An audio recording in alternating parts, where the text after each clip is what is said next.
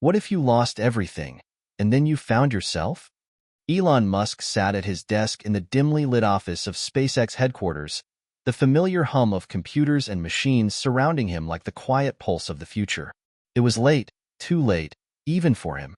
His mind raced through an endless list of tasks, and yet, something felt off. The days had been blurring together, and the weight of his responsibilities seemed to press down harder with each passing hour. A new project, a new challenge, a new planet to conquer. He was used to the pressure, but tonight, it felt different. His fingers hovered over the keyboard, poised to type another round of emails when, without warning, a strange sensation crept up his spine. It was subtle at first, like the briefest flicker of a shadow in the corner of his eye. But then it became undeniable, an overwhelming sense that the world around him was changing. He looked up. The room, so familiar just moments ago, seemed to shift. The sterile walls, the array of monitors, even the faint smell of coffee and metal. It all faded into the background as if his mind had been transported somewhere else. Time itself seemed to slow, as if the universe were holding its breath. And then, he appeared. Elon blinked, unsure if his eyes were deceiving him. Standing before him was a figure that felt both impossibly real and yet otherworldly. It was Jesus Christ, unmistakable, radiant and calm. He was dressed simply, his presence gentle but powerful. For a moment, Elon's brain scrambled to make sense of what he was seeing. Was this a dream? A hallucination brought on by exhaustion? A product of his overactive mind? But no, it was real. There was no denying the weight of the moment. The figure before him spoke, not in thunderous words, but in a voice that seemed to resonate within his very soul. You have a greater calling. The words hit Elon like a sudden wave, crashing over him with an intensity that left him breathless. He wanted to speak, to ask questions, to make sense of what was happening, but no words came. His heart pounded in his chest, and his mind raced, desperately trying to process this bizarre encounter. Could this be real? Had he truly seen Jesus? For a few long seconds, the room seemed to hold its breath. The air around him crackled with a strange, almost tangible energy. And then, just as suddenly as it had begun, the vision began to fade. The figure of Jesus slowly dissolved into the ether, leaving behind only the lingering echo of his words. Elon was left alone in the dim light of his office, the hum of the machines returning to the foreground as if nothing had happened at all. But something had happened. Elon felt it deep within him, a shift, a crack in the armor of his carefully constructed life.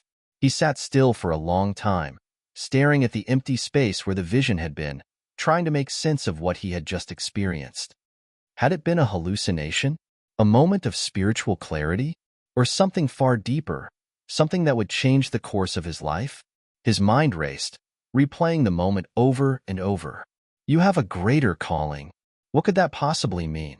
He'd spent his entire life building companies, pushing the boundaries of what was possible, all with one singular focus: to advance humanity. Space travel, renewable energy, artificial intelligence. These were his missions, his life's work.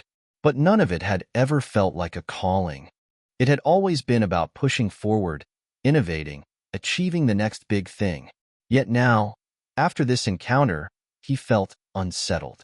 The words echoed in his mind, relentless, like an uninvited guest that refused to leave. What was his true purpose? What was the greater calling that he had been summoned to fulfill? Elon looked around the office, his eyes briefly scanning the familiar space, but it suddenly felt alien to him. The piles of paperwork, the endless to-do lists, the sleek models of Mars colonies. None of it seemed to matter as much as it once had. His mind was elsewhere, drifting between the uncertainty of this spiritual experience and the relentless demands of his professional life. For the first time in years, the future seemed uncertain. And for the first time, Elon felt like he might be missing something. Something he had never considered in all his years of relentless pursuit. He stood up, his legs shaky, and walked over to the window, looking out at the sprawling city below. The lights twinkled in the distance, a mirror of the stars he so often dreamed of reaching. But tonight, something had shifted. The stars no longer seemed so distant. They seemed closer, somehow, as if the universe itself was waiting for him to take the next step. His phone buzzed on his desk, breaking his trance.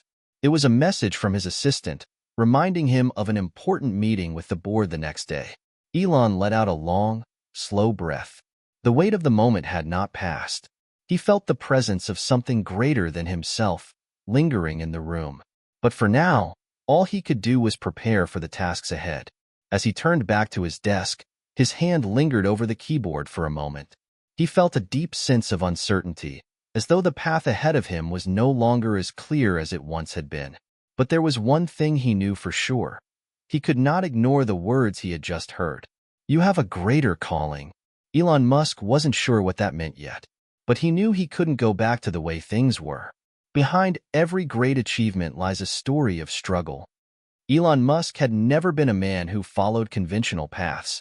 Born in Pretoria, South Africa, on June 28, 1971, he was the product of a complex family dynamic, one that would shape his ambition for years to come. His father, Elon Musk, was a wealthy engineer, but also distant and often critical. His mother, May, a Canadian-born model and dietitian, was loving but often overwhelmed by her own personal struggles. Elon's parents divorced when he was young, leaving him to navigate the world with a sense of isolation that he never fully understood. From an early age, Elon was drawn to technology.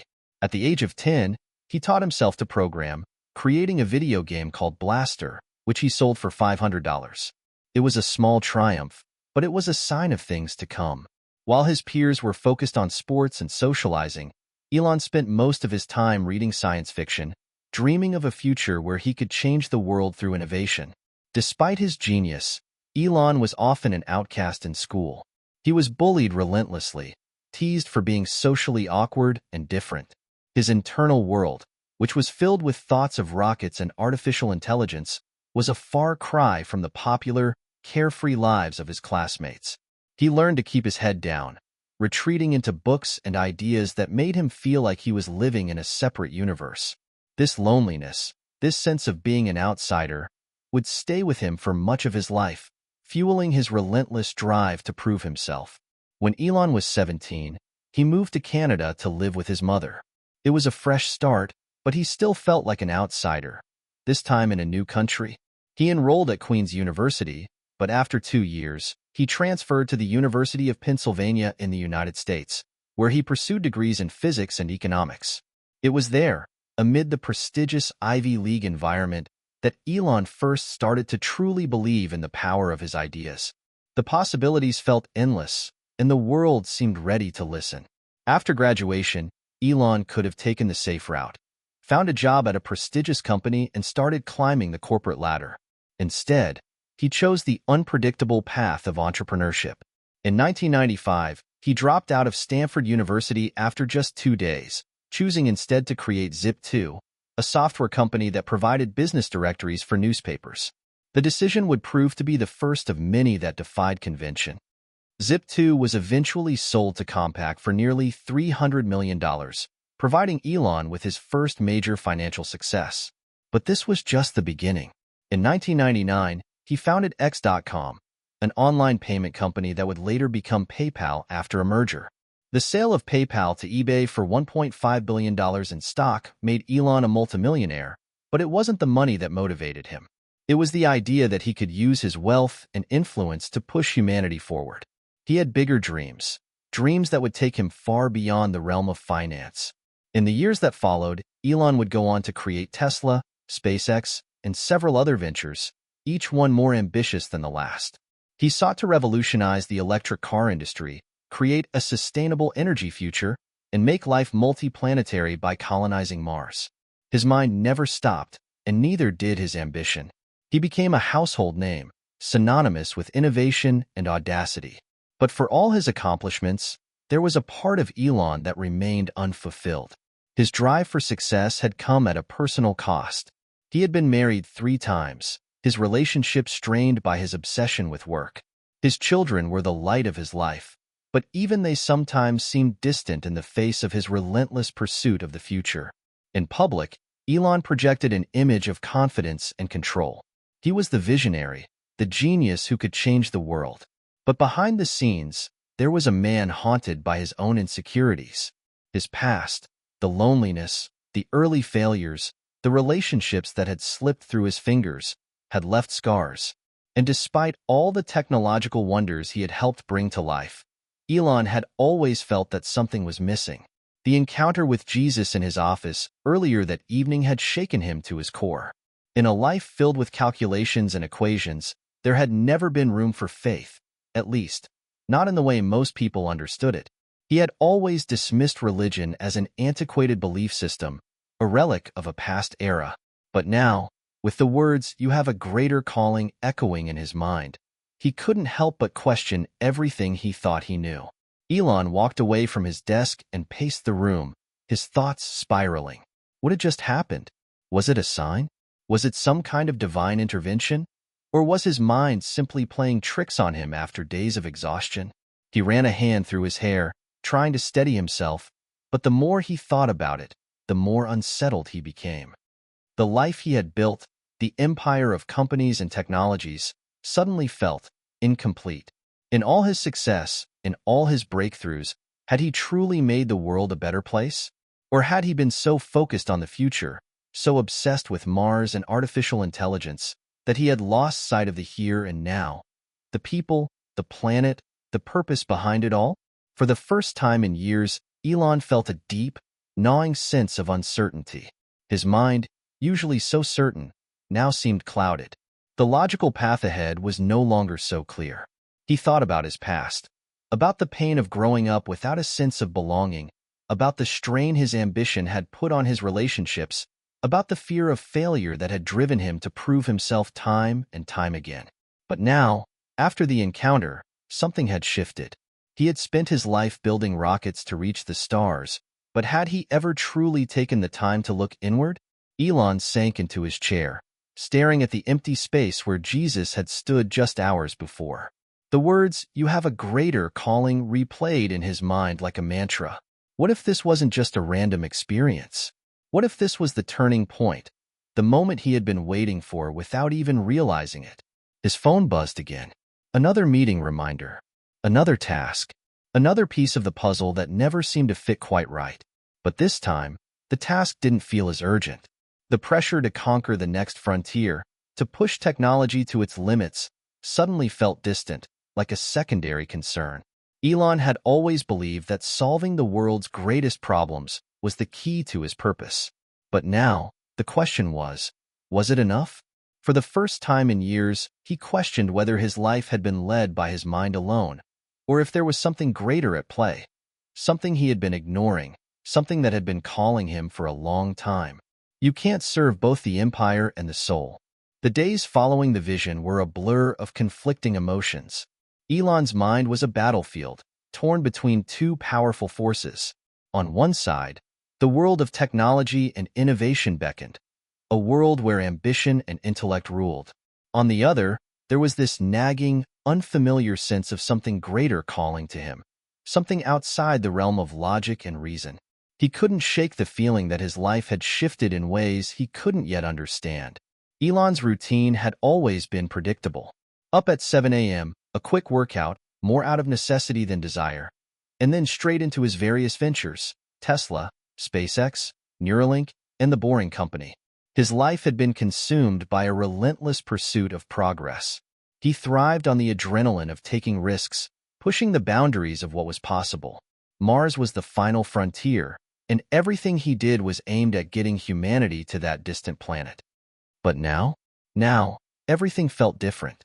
Elon tried to shake off the feeling of unease that had settled in his chest, but it lingered, like a shadow. He threw himself back into work, hoping that if he could just keep moving forward, the strange encounter with Jesus would fade into the background. But every time he closed his eyes, the words, "You have a greater calling," echoed in his mind, a constant reminder that something had changed. It wasn't like Elon had never questioned his life before. As a child, he'd often wondered about the nature of the universe, the meaning of life. His mother, though not overtly religious, had always instilled in him the idea of serving a greater purpose. But that had been a long time ago, before the endless work and the pressure of success? Over the years, those questions had been buried under the weight of his ambitions. Now, it seemed, those old questions were resurfacing, more urgent than ever. What did it all mean? Was he simply an inventor, a businessman, a mogul chasing the next big thing? Or was there something deeper to his existence? Was his role in the world about more than just pushing the limits of technology? His thoughts turned to the people in his life. Musk was known for being intensely private, rarely allowing anyone too close. He had a few key allies, his inner circle at Tesla and SpaceX, but even they didn't know the full extent of his personal battles. He had always kept his vulnerability locked away, buried beneath the persona of the fearless entrepreneur. He was the man who took risks, who changed the world, who thought bigger than anyone else. But now, he was starting to question it all. Could he really keep pushing forward in the same way, without considering the deeper implications of his work? Was he doing all of this for the right reasons? He reached for his phone, scrolling through messages from his team. There was an urgent request from Tesla's engineering department, a meeting scheduled with the SpaceX board, and a report on Neuralink's progress. As his eyes scanned the text, a sense of frustration crept over him. These were all important things, vital to the future of humanity, he often thought. But did they really matter in the grand scheme of things? Maybe I'm just tired, Elon muttered to himself. But even as he said the words, he knew they didn't feel right. It wasn't just fatigue. There was a deeper longing, a pull towards something he couldn't yet name. His assistant, Claire, popped her head into the office. Elon, the board is waiting for you. Elon looked up, startled. Already? She nodded, glancing at the clock. You've got a meeting with SpaceX's investors in 15 minutes. You wanted to finalize the Mars mission timeline. He nodded absently. Right. Thanks, Claire. As she left, Elon sank back into his chair. The relentless march of time continued, but now it felt like something was missing. His mind flashed back to the vision, the calm, serene presence of Jesus, the words that seemed to cut straight through the clutter of his life. You have a greater calling. Was that calling to continue his work on Mars, to fulfill his dream of a multi-planetary species? Or was it something else entirely? Elon leaned back in his chair, staring at the ceiling. The weight of the question hung heavy in the air. He had always believed that humanity's survival depended on his vision for space exploration. The dangers of climate change, the threat of extinction, the overcrowding of Earth. He had been working tirelessly to ensure that humanity had a backup plan. Mars was the answer, or so he thought. But now, with the words of Jesus echoing in his mind, he couldn't help but wonder if he had been so focused on escaping Earth that he had forgotten about the people who lived here. The people who were struggling, suffering, and fighting to survive on a planet that seemed to be rapidly deteriorating. Elon's phone buzzed again, pulling him out of his reverie. It was a text from his brother Kimball. We need to talk. I'm worried about you. Elon frowned. Kimball had always been his sounding board, the one person in his life who could speak to him honestly. They were close, but not as close as they once were. Over the years, Elon's focus on his work had put a strain on their relationship. They hadn't spoken much in recent months, except for brief exchanges about business matters. Elon knew that Kimball's message wasn't just about business. It was about something deeper. His brother had always been a strong voice of reason in his life, someone who reminded him of the importance of balance. Perhaps it was time for that conversation. He texted back, I'll call you later. Elon stood up, stretching his stiff body, and walked toward the door. His mind was racing. What was this greater calling? Was it possible that it had nothing to do with the stars and everything to do with the planet he had taken for granted? The thought lingered as he entered the conference room, where his team was already gathered. The discussion quickly shifted back to Mars, the timelines, the challenges, the innovations. As Elon listened, a part of him was engaged, his mind quickly processing the technical details, weighing the risks and rewards. But another part of him was distant, distracted by a question he could not yet answer. What if the future of humanity wasn't about escaping Earth, but saving it? Sometimes, you have to step away from the future to see the present clearly. The conference room was filled with the usual hum of rapid discussions and technical jargon. Elon sat at the head of the table, But his mind wasn't on the Mars project or the latest developments in rocket engineering. His mind was elsewhere, drifting in the vastness of space, yet oddly tethered to the very planet beneath his feet. The team was talking about timelines for the Mars colonization mission. The latest prototype for the Starship was almost ready for a test flight, and Elon's eyes automatically scanned the data on the screen, his mind processing the figures and specs with the precision of a machine. But the numbers, the charts, they seemed less important now. His thoughts kept drifting back to the vision. The words, "You have a greater calling." Was his calling truly out there in the stars? Or was it here, on this fragile planet he had so often taken for granted? Elon. The voice of Gwynne Shotwell, SpaceX's president and COO, broke through his thoughts. "We're waiting for your feedback on the test schedule for the next launch. Are we moving forward with the July timeline?"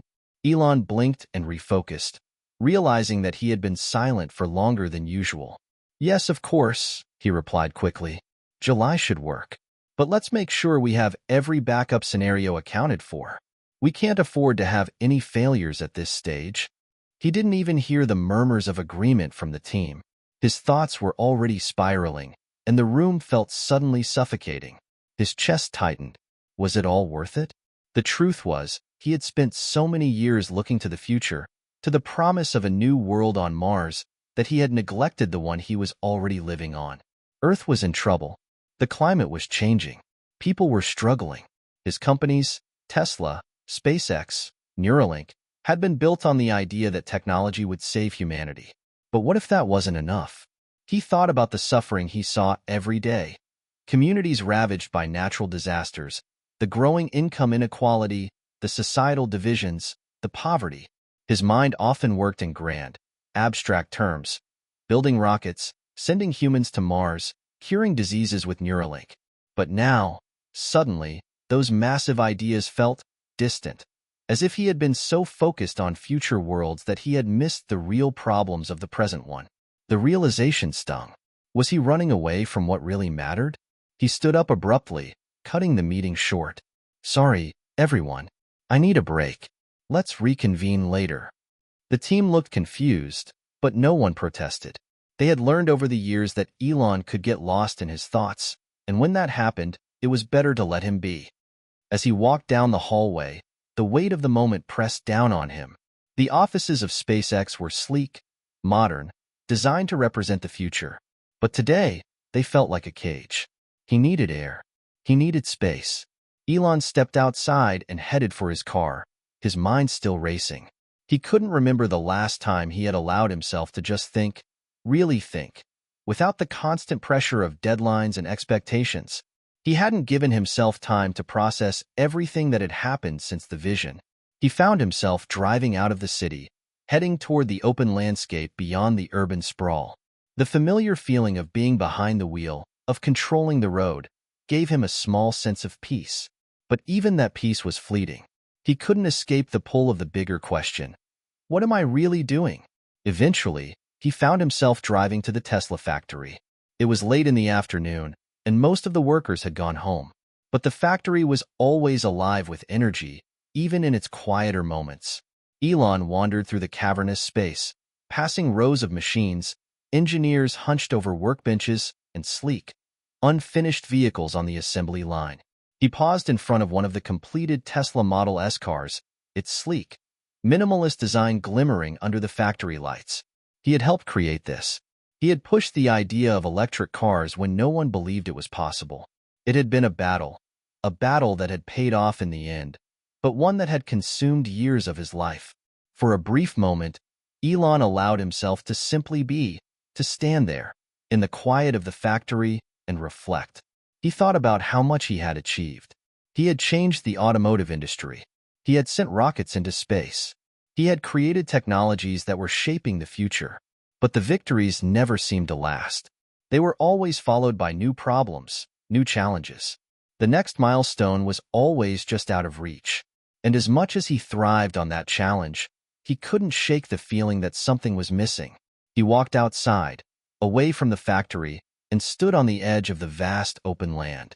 The sun was setting, casting long shadows over the horizon. It was beautiful, this world, this planet he had been trying to save from the edge of space. And in that moment, as the cool evening air washed over him, he felt a profound sense of guilt. He had been so focused on the future that he had overlooked the present. The Earth was in crisis, and yet his mind had always been fixed on Mars, on escaping to the stars. But could humanity really escape its problems? Could it leave behind the burning forests, the melting glaciers, the poverty and inequality that plagued the planet?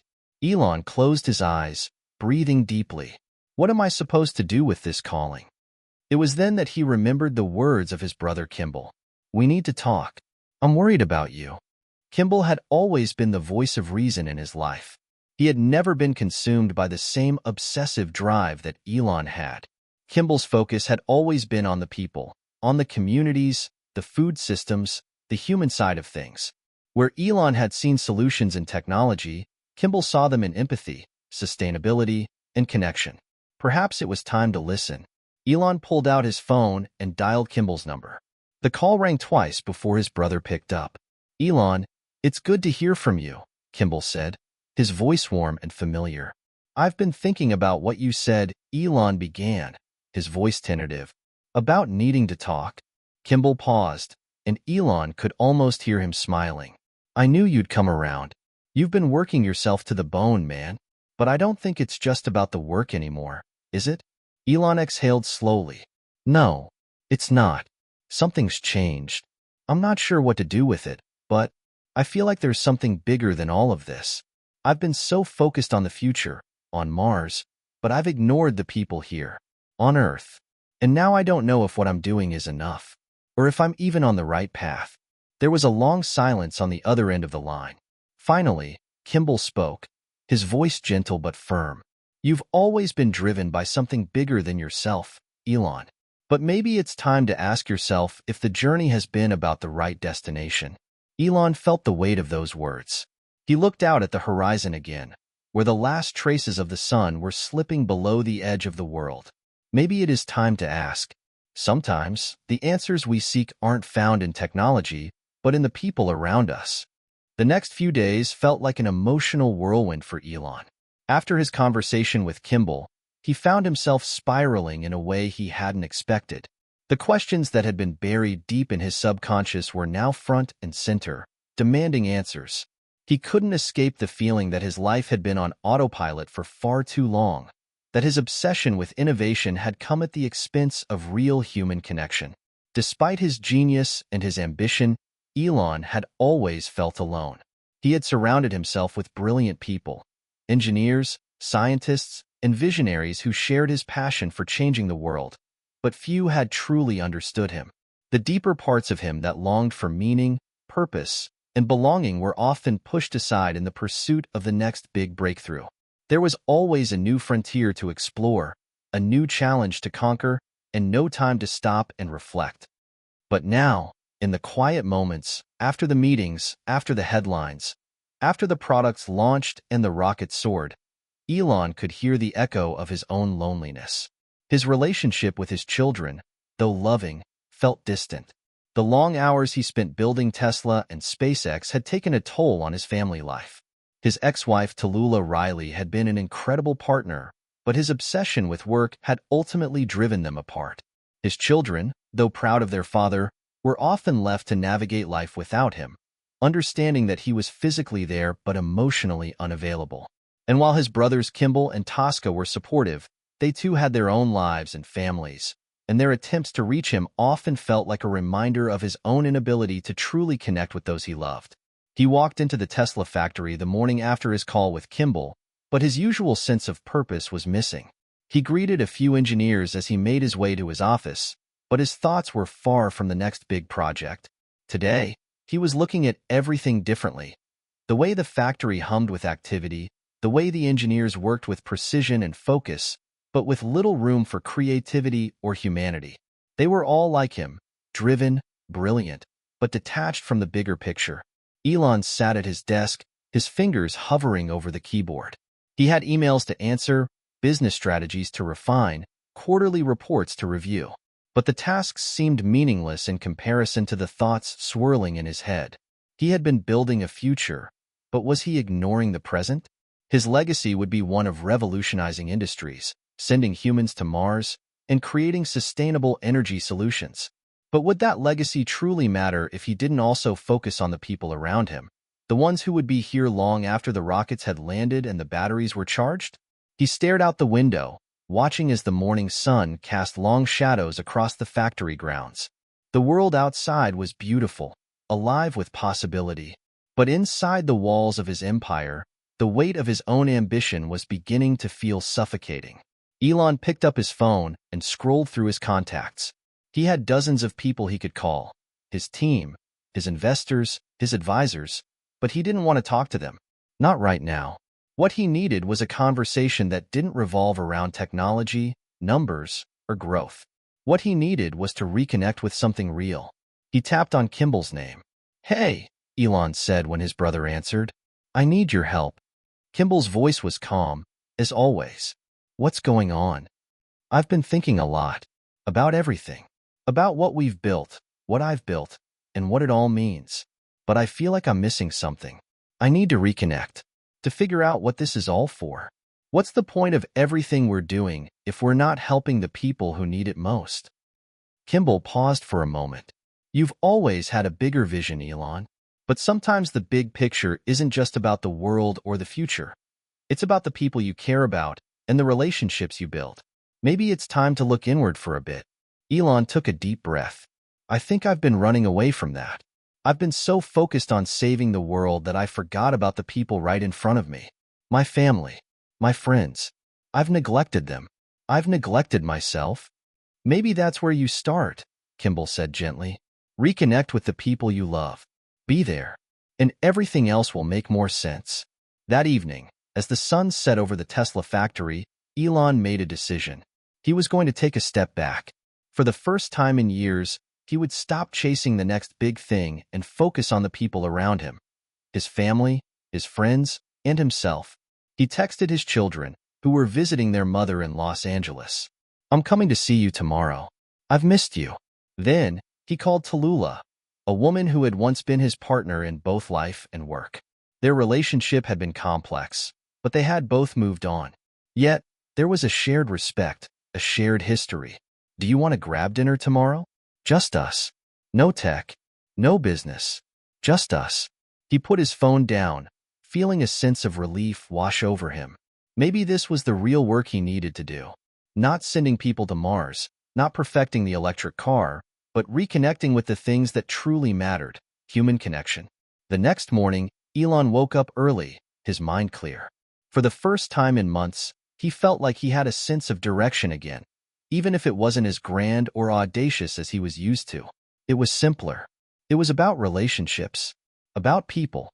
He picked up his children from the airport in the Tesla Model X, his heart full as they hugged him. It had been too long since he had spent quality time with them, and the joy he felt in their presence was something he hadn't experienced in years. As they drove back home, he told them stories of his childhood, about growing up in South Africa, about how he learned to build things from scratch, about his dreams of space and rockets. His children listened intently, laughing at the funny moments and asking questions about his work. For the first time in a long while, Elon felt present. He wasn't thinking about the next meeting or the next milestone. He was simply there with them. Later that evening, Elon met Tallulah for dinner at a quiet restaurant in Los Angeles.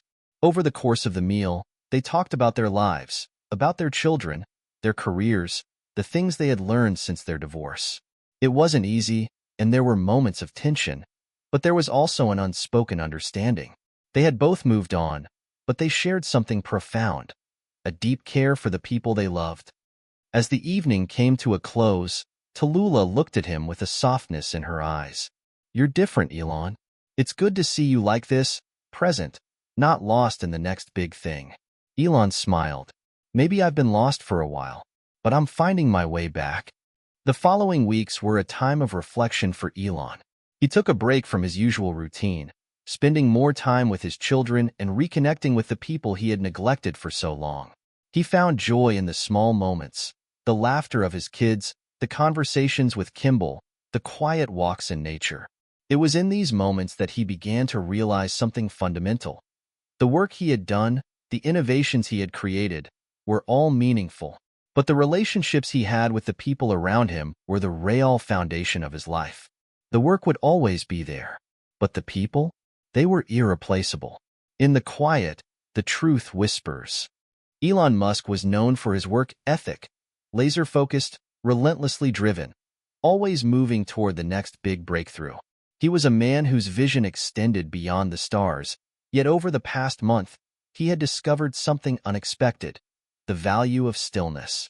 For the first time in years, he felt like he had stepped outside of the hamster wheel that had been his life. The endless cycle of meetings, product launches, and public appearances that once defined his existence had slowed down.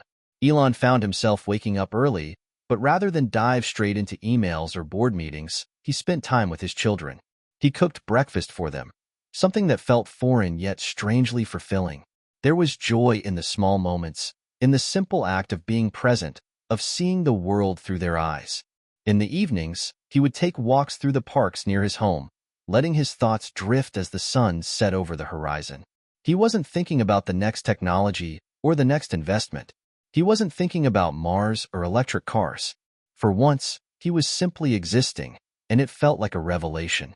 And yet, despite these moments of peace, something gnawed at him.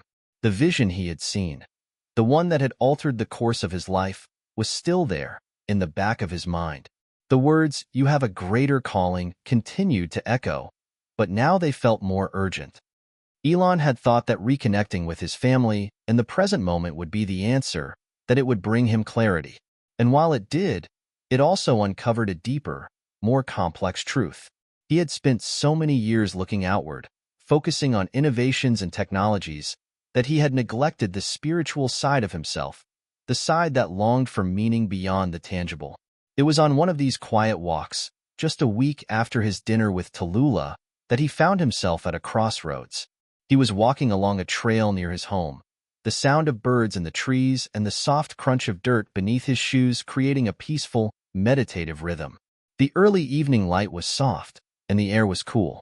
But within, Elon's thoughts were not calm. "Why am I doing this?" he whispered to himself, the words barely audible in the quiet. He was still torn between two worlds, the world of technological advancement and his newfound yearning to connect to something deeper. His work had always been about progress, about creating a legacy of changing the world, of pushing humanity to new heights. But was that enough? Was it really what he was meant to do with his life? A small voice within him seemed to answer, "No, it's not enough. There's more." He had been avoiding this truth for weeks now. For all the work he had done, for all the wealth and influence he had gained, there was still an emptiness that technology could not fill. The desire to push humanity to Mars, to build the future of energy, to create AI systems that would change the world. None of these things had answered the deepest questions of his heart. As he reached the top of a small hill, he stopped and looked out over the city below, the lights flickering like stars in the distance. For a moment, everything felt still. The noise of the world, the weight of his responsibilities, the pressure to innovate, they all seemed to fade away, leaving only a profound silence. And in that silence, a thought emerged, one so simple, yet so powerful. What if my true purpose isn't just to build the future, he thought. What if it's to guide others? What if it's to help others find meaning too? The idea took root in his mind, subtle yet undeniable. It wasn't just about the technology. It wasn't just about reaching Mars.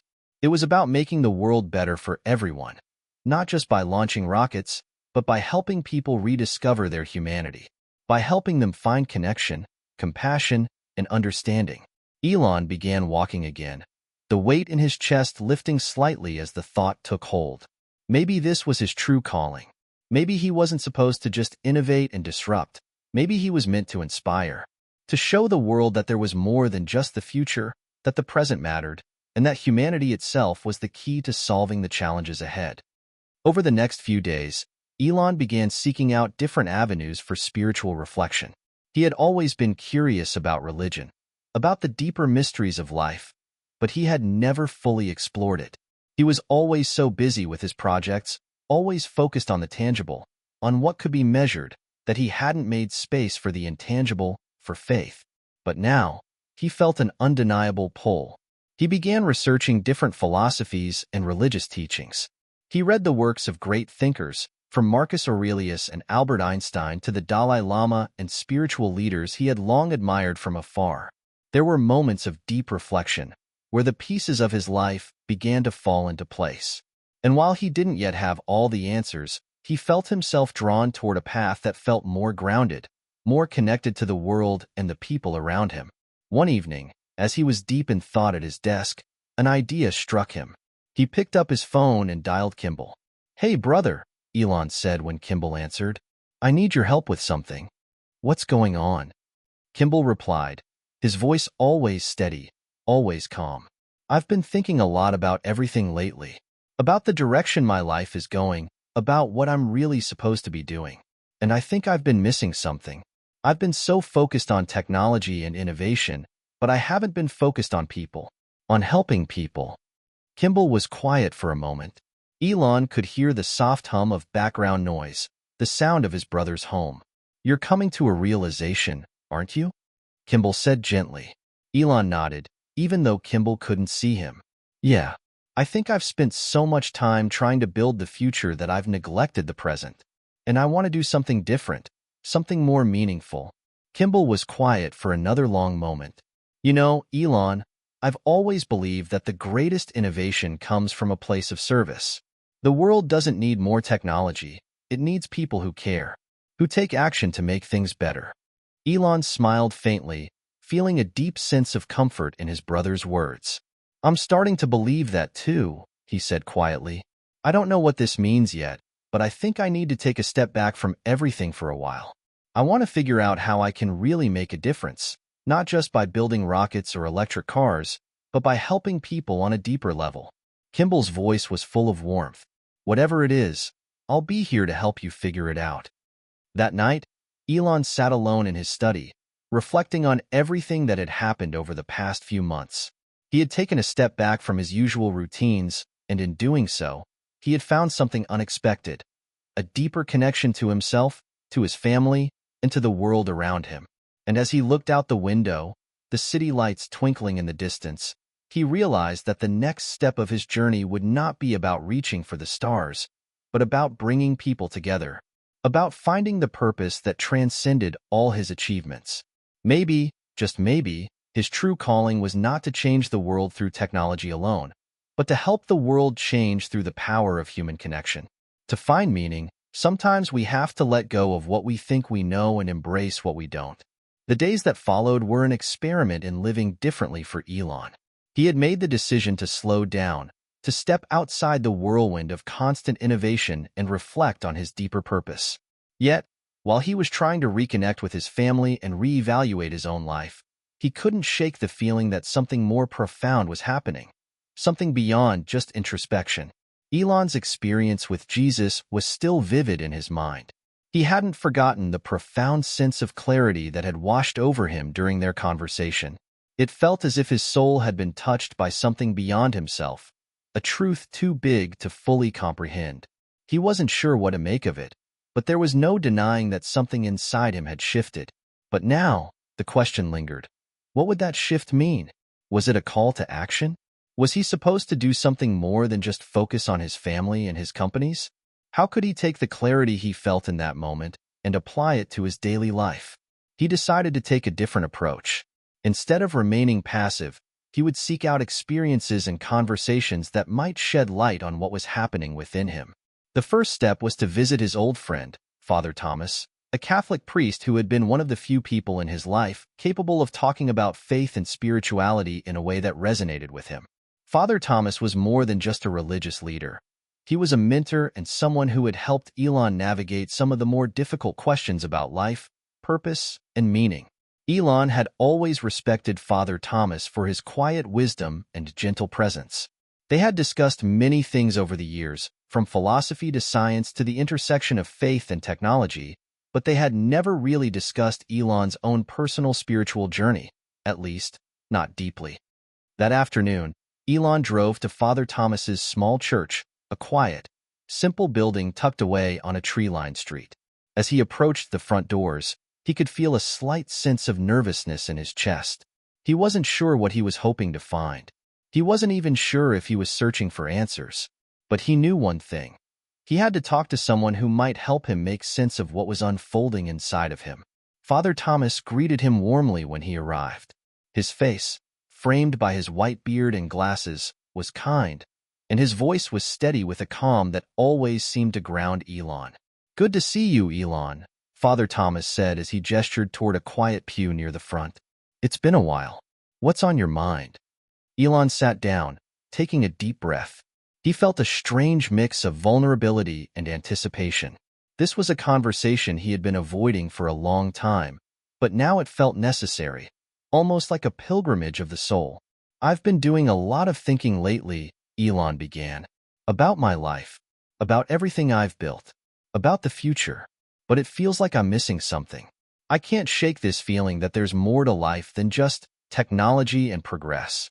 Father Thomas nodded gently, as if he had been expecting this.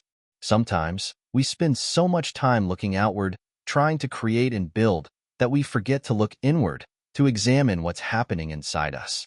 The search for meaning, for purpose, it's not something that can be measured or quantified. It's a journey that requires patience, humility, and trust." Elon sat in silence for a moment, absorbing the words. He had always respected Father Thomas's perspective, but this time, it felt different. The priest wasn't just offering platitudes. He was speaking to something deep within Elon's heart. "I had a conversation recently," Elon continued. "It's hard to explain, but it felt like I was in the presence of something greater, like I was being asked to think about life and my purpose in a completely different way." Father Thomas raised an eyebrow, intrigued. "What kind of conversation?" "I don't want to sound crazy," Elon said, trying to put the experience into words. "But it felt like I was talking to Jesus. Not in a literal way, but I don't know. It was more of an overwhelming sense that there's a deeper calling, a greater purpose, beyond the things I've been focused on." Father Thomas's expression softened, his eyes thoughtful. "I don't think you're crazy, Elon. I think you've been touched by something real. Many people in history have had similar experiences. Moments when the veil between the material world and the spiritual world seems to lift, and we catch a glimpse of something more. It can be disorienting at first, but it's often a sign that we're being called to something greater." Elon felt a shiver run down his spine. It wasn't a cold sensation, but one of profound recognition. He was hearing the words he needed to hear, at the exact moment he needed to hear them. "So, what does that mean?" Elon asked. "What am I supposed to do with this? How do I go from feeling lost and confused to understanding what this calling is about?" Father Thomas leaned forward slightly, his voice dropping to a soft, contemplative tone. "The first thing you need to do is let go of the need to control everything. You're a man who has shaped the world with your ideas, your vision. But sometimes, the greatest breakthroughs happen when we release control and allow ourselves to be guided by something larger than ourselves. It's a matter of surrendering, of trusting the process, even when we don't understand it." Elon felt a deep resonance with those words. He had spent his entire life trying to control everything, to engineer, design, and build systems that would change the world. But this was different. This wasn't about control. It was about trust. It was about letting go. "But how do I do that?" Elon asked, his voice barely above a whisper. "How do I let go of all the things I've been working toward?" Father Thomas smiled warmly. "It's not about abandoning your work or your dreams, Elon. It's about understanding that there is more to life than the things you build or achieve. Your legacy will not be measured only by the rockets you send to space or the companies you create. It will be measured by the way you connect with people, by the love and compassion you show to others, and by how you help others discover their own purpose." Elon sat back in the pew, letting the words sink in. It was as if a door had opened, and he was peering into a new dimension of life. A dimension that wasn't about doing more, but about being more. It wasn't about creating machines or conquering space, but about finding deeper meaning in relationships, in service, and in the way he interacted with the world. It felt like a calling. The conversation with Father Thomas was a turning point for Elon. He didn't have all the answers, but he felt as if a new journey was beginning.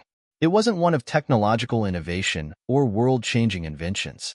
It was one of spiritual exploration, of discovering how his work and his life could align with a deeper purpose, a purpose that involved more than just progress, but compassion, service, and connection. That night, Elon sat in his office, staring out at the city below. He felt the weight of what he had just begun to understand, a shift from a life focused solely on achievement to one that embraced the deeper questions of the soul. He wasn't sure where this path would lead him, but for the first time in a long time, he felt a sense of peace. Perhaps, just perhaps, the greatest thing he could ever build wasn't a rocket or a car. It was a life lived in alignment with something greater than himself. True greatness isn't measured by what we accomplish alone, but by how we uplift those around us. After his conversation with Father Thomas, Elon found himself grappling with an entirely new way of thinking. The clarity he felt in that moment hadn't just opened his eyes to a new path. It had ignited a spark, one that was beginning to shift his entire worldview. What he once considered his life's purpose, innovation, progress, pushing the boundaries of technology, now felt incomplete. He had seen the importance of something more profound, the connection between people, the empathy that transcended achievements, and the deeper impact one could have by serving others. But how would he integrate this new understanding into his life? How could a man whose entire career had been built on reshaping the future through technology and entrepreneurship now devote himself to something so intangible, so human? He knew he couldn't just ignore the work that had already defined his life. The projects he had spearheaded, SpaceX, Tesla, Neuralink, were monumental, shaping the future of humanity in ways no one could have anticipated. But he also knew that something more was required now. This wasn't about turning away from the technological revolution he had helped build. It was about balancing that with a new sense of responsibility to humanity, a responsibility that reached beyond profit margins and market shares. In the weeks that followed, Elon began experimenting with ways to serve others. The first step was smaller than he had anticipated, more personal, more intimate. He started by reaching out to people in his inner circle, friends, colleagues, and family. The intent was simple: listen. He began with Tallulah. The dinner with her had opened his eyes not only to his own inner conflict, but also to the importance of the relationships in his life. Tallulah, more than anyone, had been the emotional anchor for him during his earlier years, and they had always shared a deep bond. But the years of distance had clouded that connection. Now, Elon wanted to bridge the gap and rekindle the kind of relationship that was about genuine care, not just shared history. One evening, they met at a quiet, unassuming cafe in downtown Los Angeles, far from the public eye, far from the expectations of their previous lives. Tallulah greeted him with a smile that was both familiar and new. There was a warmth to her eyes, an openness, and Elon felt his own guard drop as soon as he saw her. "I've been thinking a lot," Elon said after a few moments of silence. "About us. About everything. About the way we've both changed over the years." Tallulah nodded, her expression gentle but thoughtful. "It's been a long road, hasn't it?" He leaned back in his chair. "Yeah, and I'm sorry for the distance I've created. I've been so focused on everything else, I lost sight of the people who matter most, including you." Tallulah's gaze softened. "Elon, you don't have to apologize. I understand more than you know. You've always had a bigger vision, and I get that. But you've also been so consumed by it. And I think that's where we both got lost." Elon nodded, the weight of her words sinking in. "I've been thinking, maybe my purpose wasn't just to build something for the future. Maybe it's about building something for the present, something that connects us, that's about who we are, not just what we can do." Tallulah smiled faintly, the old spark of understanding flashing between them. "I'm glad you're realizing that. Because it's true. We're all searching for something deeper. And when we find it, it changes everything." The conversation continued long into the evening, with Elon feeling a sense of reconciliation that he hadn't anticipated. Talking openly with Tallulah about the changes he was going through felt like stepping into uncharted territory, a territory that wasn't about technology or business, but about life itself. They didn't have all the answers, but they shared something more valuable than ideas or plans: mutual understanding, shared vulnerability, and an unspoken commitment to support each other, no matter where their paths might lead. After that evening, Elon felt a subtle but powerful shift. He had begun to look beyond his work as a means of validation.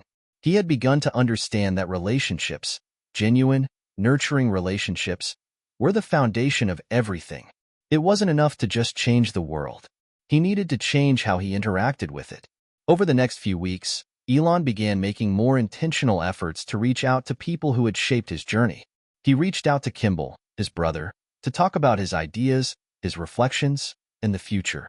He spoke to key figures at Tesla and SpaceX, not just about the future of technology, but about the importance of humanity and service. He shared his newfound perspective on the deeper calling he felt, encouraging others to think not just about what they could achieve, but about the impact they had on the lives around them. But there was one person in particular whom he knew he had to reach out to, someone who had been a pillar of support during some of his most difficult moments and whose influence had always been profound. His mother, May Musk. May had been a constant in his life, a model of grace and strength. She had shown him how to balance ambition with compassion. Her own career, spanning decades of success as a dietitian, model, and author, had been a testament to the power of resilience. But Elon knew that his mother was also deeply spiritual. Over the years, they had occasionally talked about faith, about the mysteries of life, and about what truly mattered beyond the successes and accolades. Elon called her one evening, his heart pounding a bit faster than usual.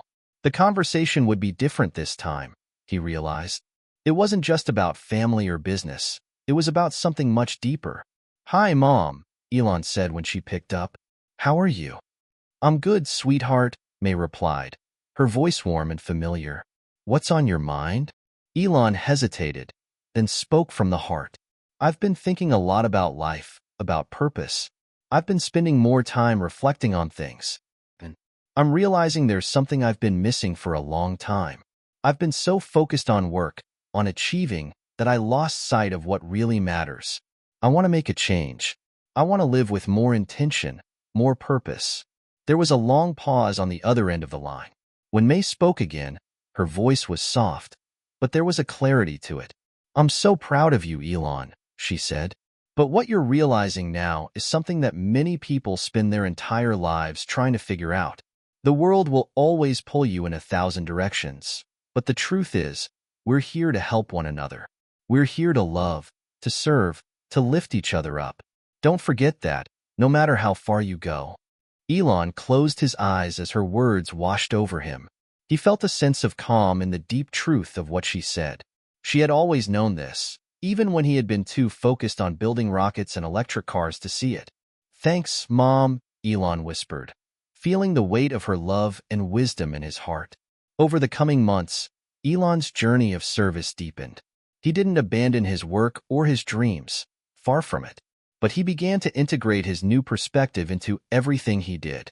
Whether it was a new project at Tesla, a speech at a conference, or simply spending time with friends and family, Elon started to make service the core of his life. He realized that his work could still be about innovation, about improving life on Earth and beyond. But it could also be about something else, about creating a world where people's lives were enhanced not just by technology, but by the sense of connection, compassion, and purpose that bound them all together. And in that realization, Elon found peace. The greatest challenge in life is not to make our dreams come true, but to align them with the needs of the world. In the months following his conversation with Father Thomas, Elon felt a growing sense of urgency.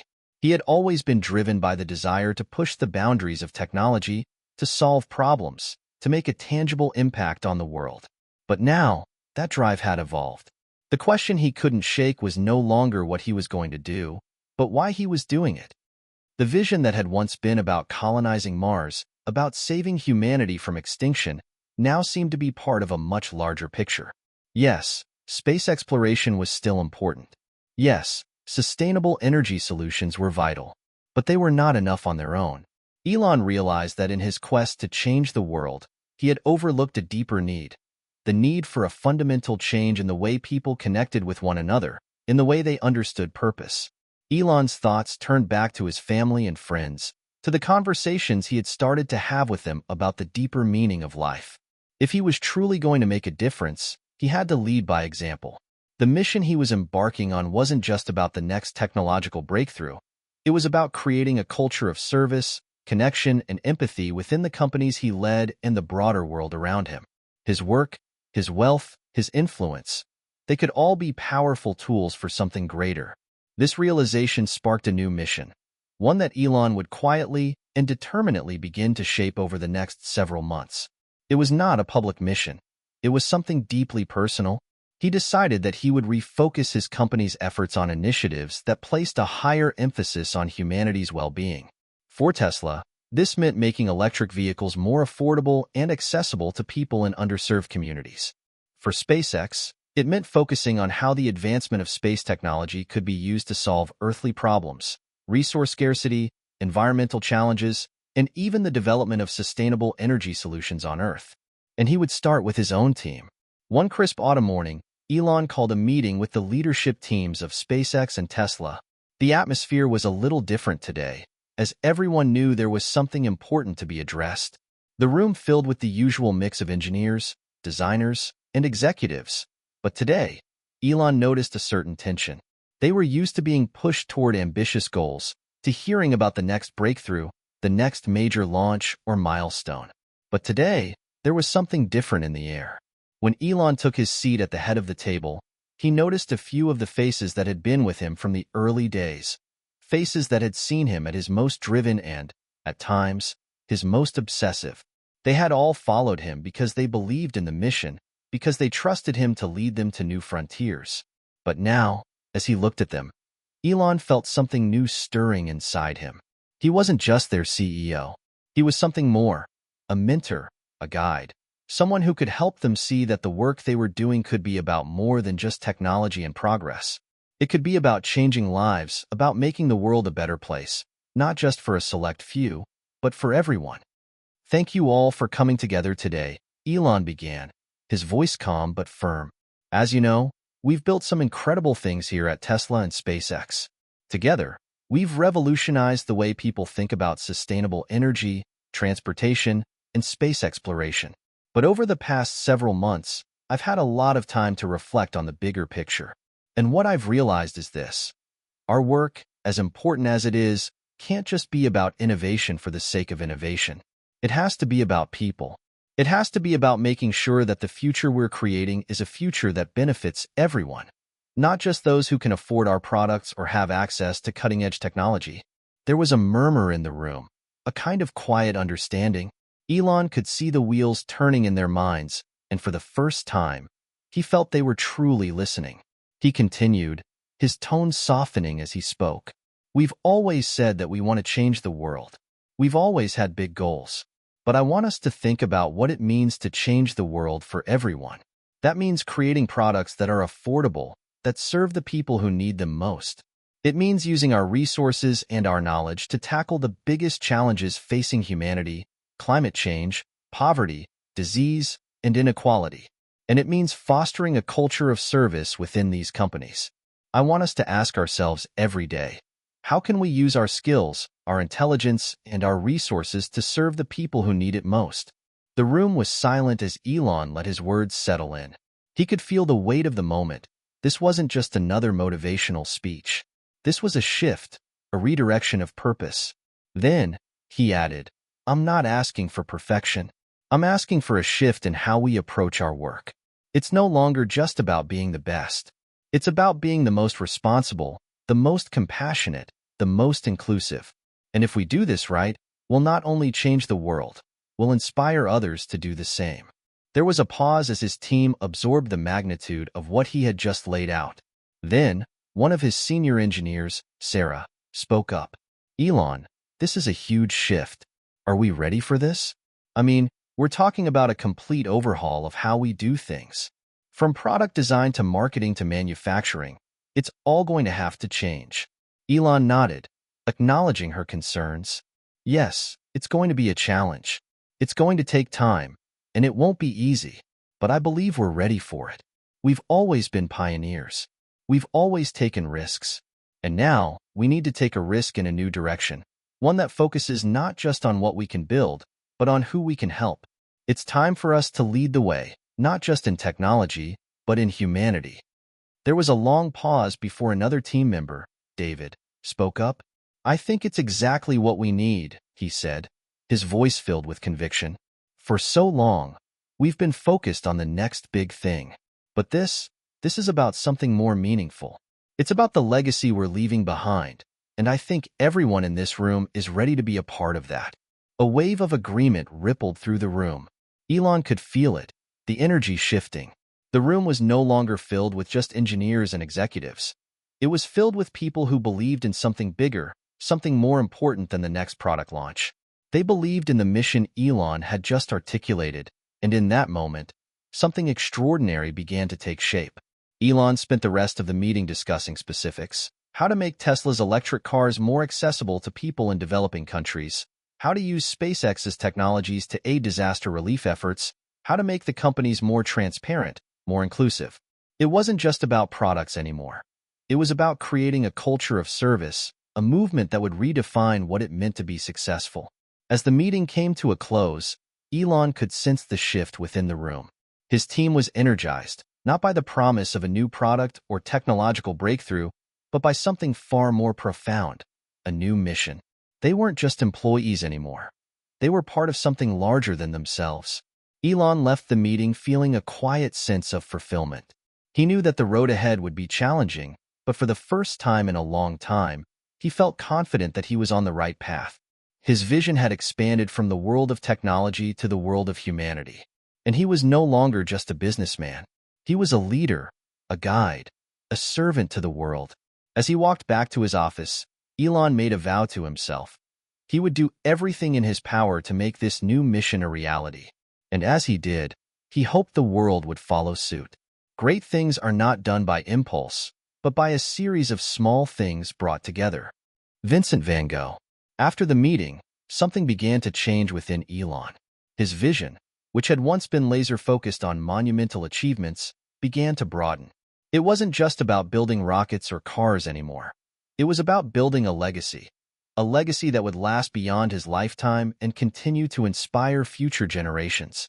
But more than that, it was about creating a movement, a ripple effect that could spread across the world and bring about a fundamental shift in how people saw progress, purpose, and their role in shaping the future. Elon didn't make this shift overnight. It took time, hours of reflection, late-night meetings with his closest advisors, and many more conversations like the one with Father Thomas. He spent more time with people who had different perspectives: philosophers, community leaders, and social entrepreneurs. He even started volunteering his time at local outreach programs, talking to those who were directly impacted by the issues he had been so focused on solving through technology. The first test of his new mission came sooner than expected. It started with a call from his brother, Kimball. He had been working on an initiative to bring sustainable food practices to underserved communities in America, and he needed Elon's help. It was an initiative that perfectly aligned with the vision Elon had just started to embrace, using the resources and knowledge at their disposal to benefit everyone, not just the privileged few. Elon, Kimball began, his voice excited but urgent. I need you to come see this. I think it's something we could scale across the country.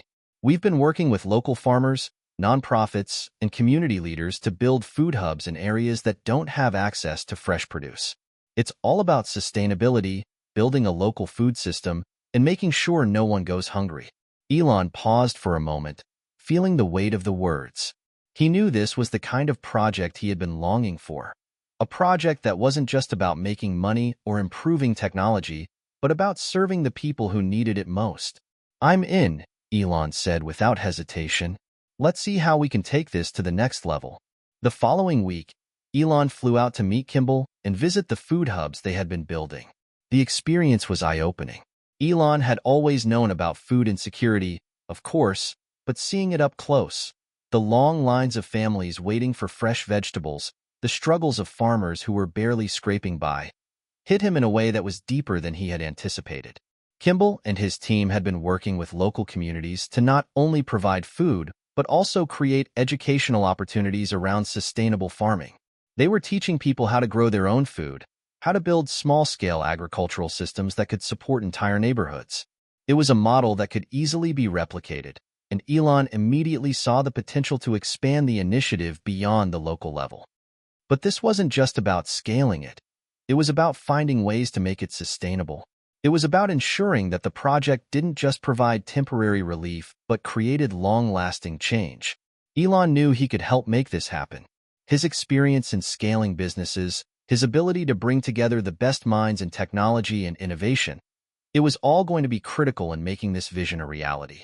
As he sat down with Kimball and the team, Elon outlined a plan that would use the latest advancements in automation and AI to streamline food distribution.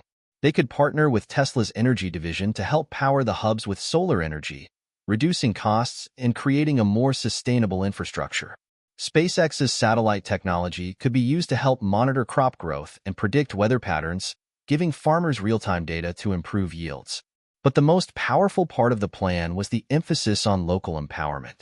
Elon wanted to ensure that the communities they were helping could eventually run these food hubs independently without relying on outside aid. It wasn't just about giving people food. It was about giving them the tools to take control of their own futures. "We need to treat this as a pilot program," Elon said, as he sketched out a rough plan on a whiteboard. "Let's prove that this model works, and then we can scale it. But we can't scale it unless it's self-sustaining. The goal isn't to keep giving people handouts, it's to give them the ability to help themselves." Kimball nodded, his eyes alight with excitement. "Exactly. This is about empowerment, not just charity." Over the next few months, Elon and Kimball worked tirelessly to bring the initiative to life. They faced numerous challenges, from navigating the complex logistics of food distribution to finding the right partners who could provide the necessary technology and expertise. But every obstacle they encountered only strengthened their resolve. As word spread about the initiative, other communities began to take notice. Local governments, philanthropists, and organizations that had once been focused on shorter aid started reaching out to offer support. What had started as a small project in a few cities was quickly gaining traction. But even more importantly, the project was starting to have an emotional impact on the people involved.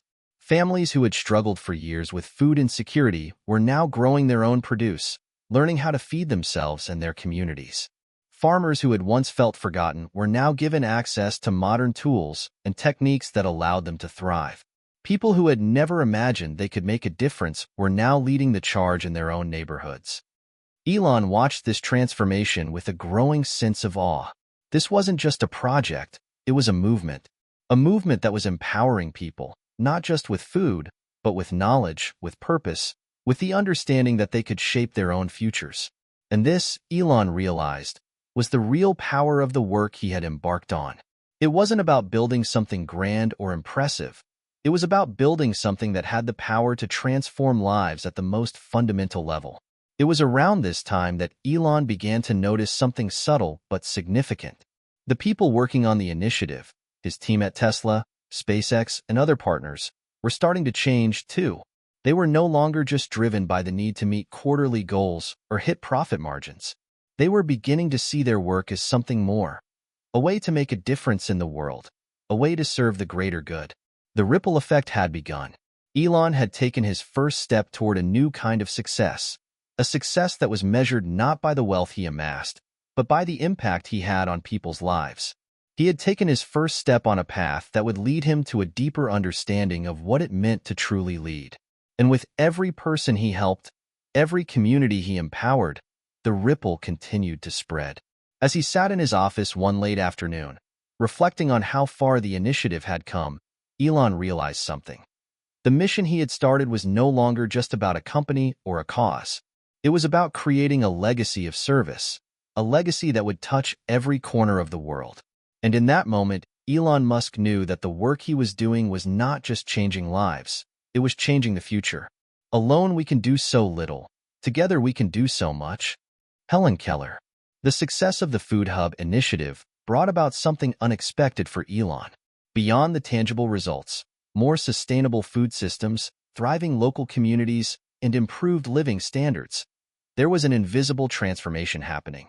The initiative had ignited a spirit of collaboration and unity among people who had long been divided by economic, social, and political barriers. For the first time in a long while, Elon saw something pure. People coming together not for profit, not for recognition, but for the common good. It wasn't just about the technology or the resources they brought to the table. It was about the power of shared purpose. This was something he hadn't fully grasped before. In his previous pursuits, he had always been driven by the urgency of innovation, the need to outpace competitors, to be the first to land on Mars, to create the most advanced electric car. But now, he was beginning to understand that true progress didn't come from individual achievement alone. It came from collective effort. And it was in the quiet moments, away from the spotlight, that Elon realized this shift in perspective was the real game changer. It wasn't just about scaling technology, it was about scaling community. And community was the foundation upon which everything else could be built. The next phase of the Food Hub initiative took on an even greater significance. It was no longer enough to just empower individuals or communities on the ground. Elon and Kimball started to think bigger, about creating a network of interconnected hubs that could act as a lifeline for people not just in the US, but around the world. A global network of self-sustaining, community-driven food systems that could also become beacons of hope and resilience in places where resources were scarce. Elon's eyes were open to something he had never considered before. The world didn't need just more technology, it needed more connection. Connection between people, between communities, between countries. Connection that wasn't based on transactions or profit, but on shared goals and collective action. As this realization sank in, Elon knew that the path ahead would be filled with new challenges. Scaling this initiative required more than just innovative solutions. It required cultural change. People had to learn how to collaborate on a global scale. Governments, corporations, nonprofits, and individuals all needed to come together, recognizing that their individual successes were tied to the success of others. One evening, as he sat with his team discussing the next steps, Elon put his thoughts into words. "We've created something incredible," he said, looking around the room. "But now, we need to think about how to connect all of this. A single food hub is great, but imagine if we could link them together. Imagine if there were networks of these hubs all over the world, sharing knowledge, resources, and support. Imagine if we could create a global community of people working together for the same cause." His team looked at each other, considering the idea. "It's a big leap," Sarah, one of his senior engineers, said cautiously. "There are so many variables, different cultural contexts, different political systems, different access to resources. How do we make it work on a global scale?" Elon smiled, a spark of excitement in his eyes. "That's the beauty of it. We don't have to do everything ourselves. We start with what we know: technology, sustainability, empowerment, and then we open the door for others to join in. It's about creating a network where everyone has a role to play. The more people involved, the more powerful the ripple effect will be." David, another member of the team, spoke up. "But how do we get people to buy into this idea? People are often focused on their own problems. How do we get them to see the bigger picture?" Elon paused for a moment, thinking about the journey he had been on. The moment with Father Thomas, the realizations he had about the meaning of life, the shift in his own perspective. This wasn't just a business proposition. This was about changing the way people saw the world. "We don't get them to see the bigger picture," Elon said, his voice steady. "We help them see their part in it. We show them that their success is tied to everyone else's success. The more we work together, the better our chances of solving the world's biggest challenges." And when people realize that, when they realize they're part of something bigger than themselves, everything changes. They stop seeing themselves as isolated individuals and start seeing themselves as part of a global community. There was a quiet pause in the room as everyone absorbed Elon's words. It was a vision that transcended business as usual. This wasn't just about launching new products or making profits. It was about building something that could unite people across borders and backgrounds. As the conversation shifted to logistics and the practical steps for scaling the food hubs, Elon felt an overwhelming sense of purpose. This was what he had been searching for, a way to use his talents and resources to make a real difference in the world. And it wasn't just about technology. It was about connection, compassion, and collaboration. It was about creating a world where people weren't competing for limited resources, but working together to build something greater. As the Food Hub network grew, so did Elon's realization that this movement had the potential to change not just how we feed people, but how we connect with each other in every facet of life. The same principles that had made the initiative successful, the emphasis on sustainability, community, and empowerment, could be applied to countless other areas. This idea of interconnectedness began to extend beyond food and into other parts of society. Elon began meeting with leaders from all sectors, healthcare, education, housing, and the arts, to see how they could apply the same model to solve some of the world's biggest issues. He knew that no single industry could tackle these problems alone. It would take collaboration on a massive scale, and it would take a new mindset, one that didn't see scarcity, but abundance. With that in mind, Elon started to push for a global summit, a place where leaders from different industries could come together and discuss how to tackle the world's biggest challenges using a networked, collaborative approach. The summit would bring together innovators, philanthropists, politicians, and activists to create a blueprint for a new way of working together. It wasn't going to be easy. Many people were entrenched in their ways, resistant to change, focused on short-term gains rather than long-term collaboration. But Elon had learned something crucial over the years. True change was never easy. It was the result of consistent effort, of pushing against resistance, and of inspiring others to join you on the journey. He called the summit the Global Network for Change, and began reaching out to people from every corner of the world, those who shared his vision of a more connected, collaborative future. As the summit drew closer, Elon could feel the excitement building. This wasn't just another event or conference. This was the beginning of a new way of thinking, a new way of working together for the good of all. And it wasn't just for the elites in Silicon Valley or the power brokers in Washington. It was for everyone. As the day of the summit approached, Elon felt a deep sense of anticipation. The movement he had started had the potential to change everything. The best way to predict the future is to create it. Abraham Lincoln. The Global Network for Change Summit was Elon's most ambitious project to date. The idea had been germinating for months, but now it was a reality. An event where the world's brightest minds, regardless of industry, came together to collaborate on solving humanity's most pressing issues. It wasn't just a conference of ideas. It was a call to action, a commitment to creating something lasting and meaningful. The summit's message was clear. The future could no longer be shaped by isolated efforts or individual success. Instead, it had to be shaped by collective action, by people from different corners of the world, from different walks of life, joining forces to address the global challenges of food insecurity, climate change, inequality, and beyond. As the event approached, the anticipation was palpable. Leaders from technology, healthcare, education, government, social impact organizations, and the arts had been invited to the summit, but Elon was determined to ensure that the voices of local communities, those directly impacted by the issues they would discuss, were also heard. He made sure that there was a platform for grassroots leaders, activists, and innovators who were already making a difference in their communities. Elon knew that a movement like this couldn't be driven by the top-down approach that often dominated the corporate world. This had to be a collective effort, powered by the belief that every person, no matter their background or location, could contribute something valuable. The summit was held in a massive, open-concept space that resembled a modern campus rather than a traditional conference hall. The walls were adorned with large murals depicting scenes of collaboration.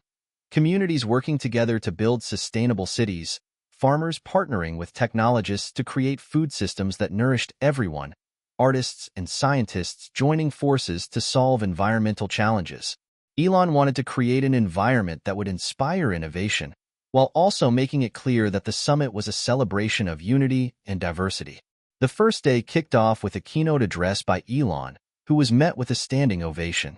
The audience, made up of thinkers, activists, and leaders from around the world, buzzed with excitement as Elon walked onto the stage. His presence was magnetic, but it wasn't the usual tech mogul charisma that captured everyone's attention. It was the message he carried, a message that transcended profit and technology. Elon Musk is many things, he began, smiling slightly, but today, I'm here not to talk about rockets or electric cars or even Mars. Today, I want to talk about something even bigger. I want to talk about us, all of us. The future of humanity doesn't belong to a single company or a single nation. It belongs to all of us, together. He paused, letting the weight of his words settle over the room. For too long, We've been working in silos, competing against each other for limited resources, focusing on short-term gains, and leaving far too many people behind. The problems we face are too big for any one person or organization to solve on their own. We need each other. And today, I want us to start thinking about how we can build a network of interconnected solutions that help everyone, everywhere. This summit is not about the next big tech breakthrough. It's about the next big idea, one that can change the world. Together. The crowd was silent for a moment before erupting into applause. Elon's words had struck a chord, and the energy in the room shifted. This wasn't just a typical conference. It was the beginning of something monumental. Over the next 2 days, a variety of panels, discussions, and collaborative workshops were held. The topics ranged from how technology could revolutionize education in underserved areas to how local farming practices could be integrated with advanced data systems to create a more sustainable food network. But the focus was always the same: collaboration. At one session, a group of engineers from Tesla and SpaceX shared how they were working to create new types of solar-powered irrigation systems that could be deployed in areas affected by drought. They didn't present the project as a Tesla product. Rather, it was framed as a joint venture, an open-source solution that could be shared with farmers around the world. Another session focused on healthcare innovations. Doctors, scientists, and nonprofit leaders shared stories of how they were using technology to bring medical care to remote regions. One project involved using satellite-connected mobile clinics to provide telemedicine in places with no access to hospitals. They weren't just showcasing their products. They were showcasing their willingness to share resources, collaborate, and scale solutions together. There was also a workshop on sustainable housing, where architects and urban planners discussed how to design affordable, eco-friendly homes for communities in need. They shared ideas about how to use recycled materials, renewable energy, and local labor to create self-sustaining living spaces that could serve as models for the future. But perhaps the most powerful moments of the summit came from the discussions about community-driven solutions. Activists from around the world shared stories of how local communities were already taking matters into their own hands, building food systems, creating educational opportunities, and tackling climate change without waiting for outside intervention. There's no one-size-fits-all solution, one speaker said, but what we've learned is that when communities are empowered to take the lead, the impact is far greater than when solutions are imposed from the outside. Elon was struck by the diversity of the ideas being presented. The summit wasn't just about high-tech solutions. It was about integrating technology with the lived experiences of people who had been fighting for change on the ground. It was about listening, learning, and adapting. On the final day of the summit, Elon took the stage one last time to address the crowd. "We've heard from so many incredible people over the past few days," he began. "And what's become clear is that the solutions we need don't come from one place or one person. They come from all of us, working together. The future we're trying to create is not a future of isolated innovation. It's a future of interconnected solutions where technology, community, and human ingenuity come together to solve the world's biggest problems." He paused and looked out at the audience. But this isn't just about big companies or global organizations. It's about every single one of us. It's about the farmers in the field, the teachers in the classroom, the doctors in the clinic, the activists on the streets. We all have a role to play. We all have something to offer. And when we join forces, we can change the world. The room erupted in applause, but Elon's voice was steady, as though he were speaking not just to the people in the room, but to the world at large. "Together, we can create a network of change," he said, "not just for the privileged few, but for everyone.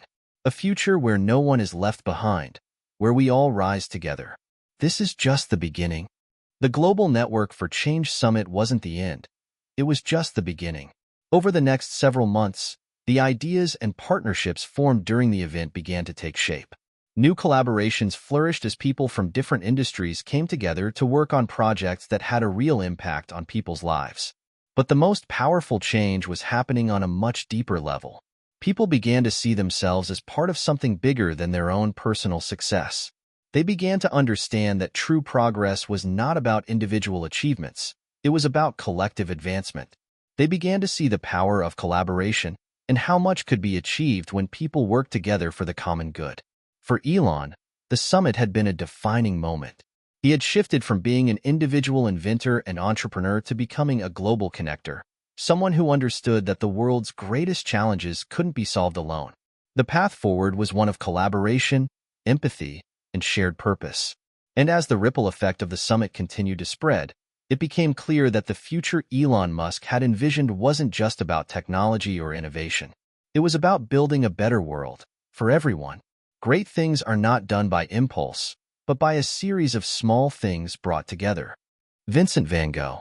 The days following the Global Network for Change Summit were filled with a sense of purpose and urgency. Elon Musk's speech had sparked something profound, a collective realization that the issues the world faced were not isolated, but interconnected. The summit had not just been a gathering of innovators, but a turning point that reshaped how people saw their roles in solving global challenges. Elon, now fully immersed in his role as a global connector, had more meetings, calls, and projects on his plate than ever before. But it wasn't the quantity of work that excited him, it was the quality. The depth of the partnerships and ideas that were emerging from the summit was unlike anything he had experienced before. Within weeks, the first joint ventures began to take shape. They were diverse and far-reaching, from renewable energy projects in underserved regions to educational partnerships that sought to bring free, high-quality online courses to millions of students worldwide. These were not small-scale efforts. They were bold and ambitious, aimed at making a true, lasting impact. But there was one initiative that stood out above the rest, one that Elon believed could be the keystone for everything else: the Global Sustainable Food Network. The food hubs that had started in the United States had become a powerful model for local empowerment, but now Elon wanted to see this model expand across the world, using the summit's network of innovators and activists to scale it on a global level. The idea was simple but profound. Instead of relying on global supply chains that left local communities vulnerable to economic fluctuations and environmental crises, people could grow, distribute, and consume food locally, sustainably, and equitably. By connecting these local hubs into a global network, they could share resources, knowledge, and support, creating a self-sustaining system that didn't just feed people, but empowered them. To Elon, this wasn't just about food. It was about building a model for how the world could function as a whole, a decentralized, networked approach that was both sustainable and adaptable, responsive to the needs of local communities while benefiting from global collaboration. The first steps in building the Global Sustainable Food Network were met with both enthusiasm and skepticism. Many people were excited by the idea of food hubs, but there were practical challenges to address: how to scale the system, how to integrate advanced technology into agricultural practices without displacing farmers, and how to ensure that the network remained equitable and accessible to people in both developed and developing nations. Elon, who had always been a visionary, now found himself deeply immersed in the details. He spent countless hours in meetings with experts in agriculture, technology, and social impact to refine the concept. One of the biggest breakthroughs came when a team of engineers from Tesla and SpaceX proposed a new type of modular greenhouse system that could be easily deployed in various climates and environments. The system used solar-powered, self-sustaining irrigation, and could be constructed using local materials. This idea was a game-changer. It allowed for the rapid deployment of food production systems that were both efficient and adaptable, capable of meeting the needs of communities around the world, no matter their size or resources. More importantly, it allowed for the creation of local food hubs that could serve as anchors for sustainable economies, bringing together farmers, educators, healthcare workers, and tech experts to work toward common goals. As the plans for the network began to take shape, Elon realized that what was emerging wasn't just a new business model. It was a new way of thinking. A way of thinking that transcended borders, industries, and even ideologies. This network wasn't about winning or outcompeting other systems. It was about creating something that benefited everyone. But as with any big idea, there were obstacles. One of the most significant challenges came in the form of resistance from entrenched industries, especially large-scale agribusinesses, who saw the local, sustainable food network as a direct threat to their profits. These companies had built their empires on the global food supply chains that Elon's network sought to disrupt. One day, Elon received a call from one of the largest agribusiness CEOs in the world, a man named Richard Caldwell, who had attended the summit. Caldwell's tone was businesslike. but there was an underlying edge to it. Elon, Caldwell began, I appreciate what you're trying to do with these food hubs, but you're talking about completely upending the way we've been doing things for decades. You're talking about localizing food production, and that's not something you can just do overnight. This is a multi-trillion-dollar industry. You can't just throw a few solar-powered greenhouses at the problem and expect to change the entire system. Elon was calm, but his response was direct. Richard, I'm not trying to throw greenhouses at a problem. I'm trying to build a network that empowers people, a network that's scalable and sustainable. I understand the complexities of the food system, but that's why we need to change it. We can't keep relying on systems that leave so many people behind and destroy the environment. There was a long pause on the other end of the line. You're naive if you think the status quo will change just because you want it to, Caldwell finally said. I don't see this happening unless you can convince the governments, the corporations, and the world to take you seriously. Elon didn't back down. I don't need to convince them, he said firmly. I just need to show them that there's a better way. If we start small and build, people will see the results. They'll see that this works. And once they do, the system will change on its own. Despite the pushback, Elon's conviction remained unwavering. He knew that change would not come easily, but he also knew that it was possible. The world's systems were not inflexible, they were malleable, and they could be reshaped, one community at a time. As the months went on, the global sustainable food network began to gain traction. The first few hubs were up and running in cities across the world, places like Mumbai, Cape Town, and Mexico City. These hubs were more than just places for people to grow and access food. They became centers for community-driven change, offering educational programs, healthcare services, and technology training for local residents. The success of these early hubs proved that the concept had legs. Not only were they addressing food insecurity, but they were also creating sustainable jobs and providing local communities with the tools they needed to thrive. As the network expanded, more cities began to join in, and a ripple effect started to emerge. What had once been a small idea was now becoming a global movement. People from every corner of the world were finding ways to contribute to the network, offering their expertise and support. In a meeting with Kimball Musk, Elon reflected on how far they had come. I can feel it, Kimball. We're not just building food hubs anymore. We're building a new way of living, a new way of thinking about progress. Kimball smiled, his eyes alight with excitement. It's happening, Elon. People are starting to see it. This isn't just a project, it's a revolution. Elon nodded. The revolution will be built on collaboration, and it's just getting started. By now, Elon's focus had shifted entirely. He wasn't concerned with the success of Tesla or SpaceX anymore. Those projects, while still important, had taken a back seat to the bigger picture. The global sustainable food network wasn't just about food. It was about creating a new way of life, a model for how humanity could work together to solve its biggest problems. The movement was gaining global attention. Media outlets were covering the success stories coming out of the food hubs, and governments were beginning to take notice. While many were still resistant to change, there were enough positive outcomes to draw attention. People from all sectors, healthcare, education, technology, business, were reaching out, eager to join the network and contribute to its success. The ripple effect was undeniable. From a small idea shared at a summit, a global movement had been born. And as Elon stood on the precipice of something even bigger than he had imagined, he realized that he had found what he had been searching for all along. Not just a technological breakthrough, but a new way to connect people, to inspire change, and to create a future where everyone could thrive. The future belongs to those who believe in the beauty of their dreams. Eleanor Roosevelt. It had been almost a year since the Global Sustainable Food Network had started its first pilot hubs, and the results were staggering. What had initially been a bold idea had grown into a global movement, one that was reshaping how people thought about food, community, and the interconnectedness of the world's challenges. But with success came an unavoidable truth. The movement was now at a tipping point. Elon could feel it in his gut. The momentum had built to such a level that it could no longer be contained in the small circles of innovators and activists. It was time to confront the forces that would do everything in their power to maintain the status quo.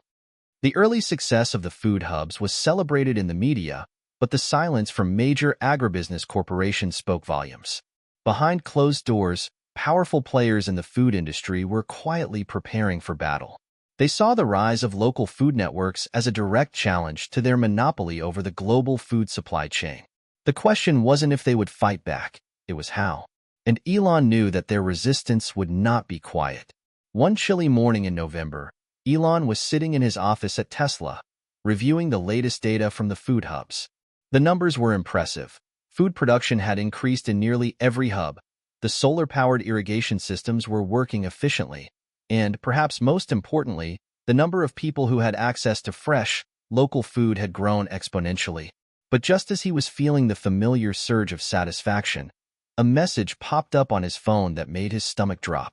It was a press release from one of the largest agribusiness companies in the world, AgriCorp, stating their plans to reinvent the future of food through a new initiative, a global, tech-driven agricultural system that promised to make food production more sustainable, but only within the framework of traditional industrial agriculture. The message was clear. AgriCorp wasn't just launching a new product line. They were launching a full-scale offensive against the idea of decentralized, local food production. They would spend billions to lobby governments, fund research, and tout their technological solutions as the only path forward for the world's food system. Elon set the phone down and stared out the window. He'd known this was coming, but it didn't make it any less frustrating. For years, these companies had thrived by controlling vast, centralized networks. They didn't just want to make food, they wanted to control how food was produced, distributed, and consumed. And now, Elon was standing in their way. It wasn't just AgriCorp. Elon knew that other corporate giants were watching closely. The tech companies, the oil companies, the pharmaceutical companies, they all had stakes in maintaining the current system. But the food system, in particular, was a battleground where the future of the planet's sustainability would be decided. That afternoon, he called an emergency meeting with Kimball and a select group of advisors. They met in a small conference room at Tesla's headquarters. Elon's mind was already racing with ideas, solutions, strategies, countermeasures. But before he spoke, Kimball set the tone. "Elon, I know you're thinking about how to fight back," Kimball began. "But I think we need to take a step back and ask ourselves, why is this fight even happening?" Elon looked at him, his brow furrowed. Because they don't want to lose their power. They don't want to see a decentralized food system that empowers communities. Kimball nodded. Exactly. But we can't just fight them. We need to outlast them. This movement, this network, is about long-term change. We can't just react to every attack. We have to show them that the people want something different. The problem with the current system isn't just the way food is produced. It's that it's controlled by a few companies that don't care about the well-being of the planet or its people. Elon was quiet for a moment. Then, slowly, he spoke. "You're right. We've built this network on the idea that we're creating something better, not just something to oppose them. We need to scale faster. We need to show the world that our way works." Kimball leaned forward, his eyes gleaming with intensity. "Exactly. It's time to get even more aggressive with our approach. We need to build partnerships with governments, media, and grassroots organizations. Create a tidal wave of support that can't be ignored." The room was silent for a moment, the gravity of the situation sinking in. Elon realized that this was the moment where their movement would either break through to the next level or falter under the weight of the corporate pushback. The stakes had never been higher. "We need to move from the pilot phase to a global phase," Elon said finally. "We need to scale up faster than anyone thought possible. Let's take this to every corner of the globe. We don't have time to waste." Over the next few weeks, Elon, Kimball, and their team worked tirelessly to craft a strategy that would take the global sustainable food network to a global scale. They reached out to governments, philanthropic organizations, and industry leaders who shared their vision of a decentralized food system. One of the biggest moves was reaching out to influential political leaders in the European Union, Africa, and Latin America. These regions were already grappling with the failures of the global food supply chain, and many governments were looking for alternative solutions. Elon used his newfound global platform to rally support for the cause, speaking directly to world leaders in a series of high-level meetings. One of the most pivotal moments came when Elon addressed the United Nations Food and Agriculture Organization, FAO. Standing before an audience of government officials, scientists, and activists, Elon gave an impassioned speech about the importance of localizing food production, creating systems that empowered communities, and moving away from profit-driven, industrial agriculture. "We are at a crossroads," Elon said. "We have the technology, the resources, and the knowledge to create a world where food is no longer a commodity controlled by a few large corporations. We can create a future where every person has access to fresh, healthy food, where communities can produce their own resources in a sustainable, equitable way. But to do that, we need your support. We need governments to step up, to fund these systems, and to prioritize the health of the planet and its people." The speech made headlines around the world. For the first time, a major tech leader wasn't just advocating for technological innovation, but for systemic change that could disrupt the very foundations of global capitalism. It didn't take long for AgriCorp and its allies to strike back. They launched a media campaign designed to discredit Elon and the global sustainable food network, calling it unrealistic and too costly. They lobbied governments to halt the expansion of decentralized food systems, arguing that it would disrupt global trade and create instability in food markets. But Elon wasn't deterred. Instead of responding with the usual corporate PR tactics, he doubled down on the movement's core message: decentralization, empowerment, and sustainability. He knew that the key to overcoming corporate pushback wasn't through fighting fire with fire. It was through showing the world that the people wanted change.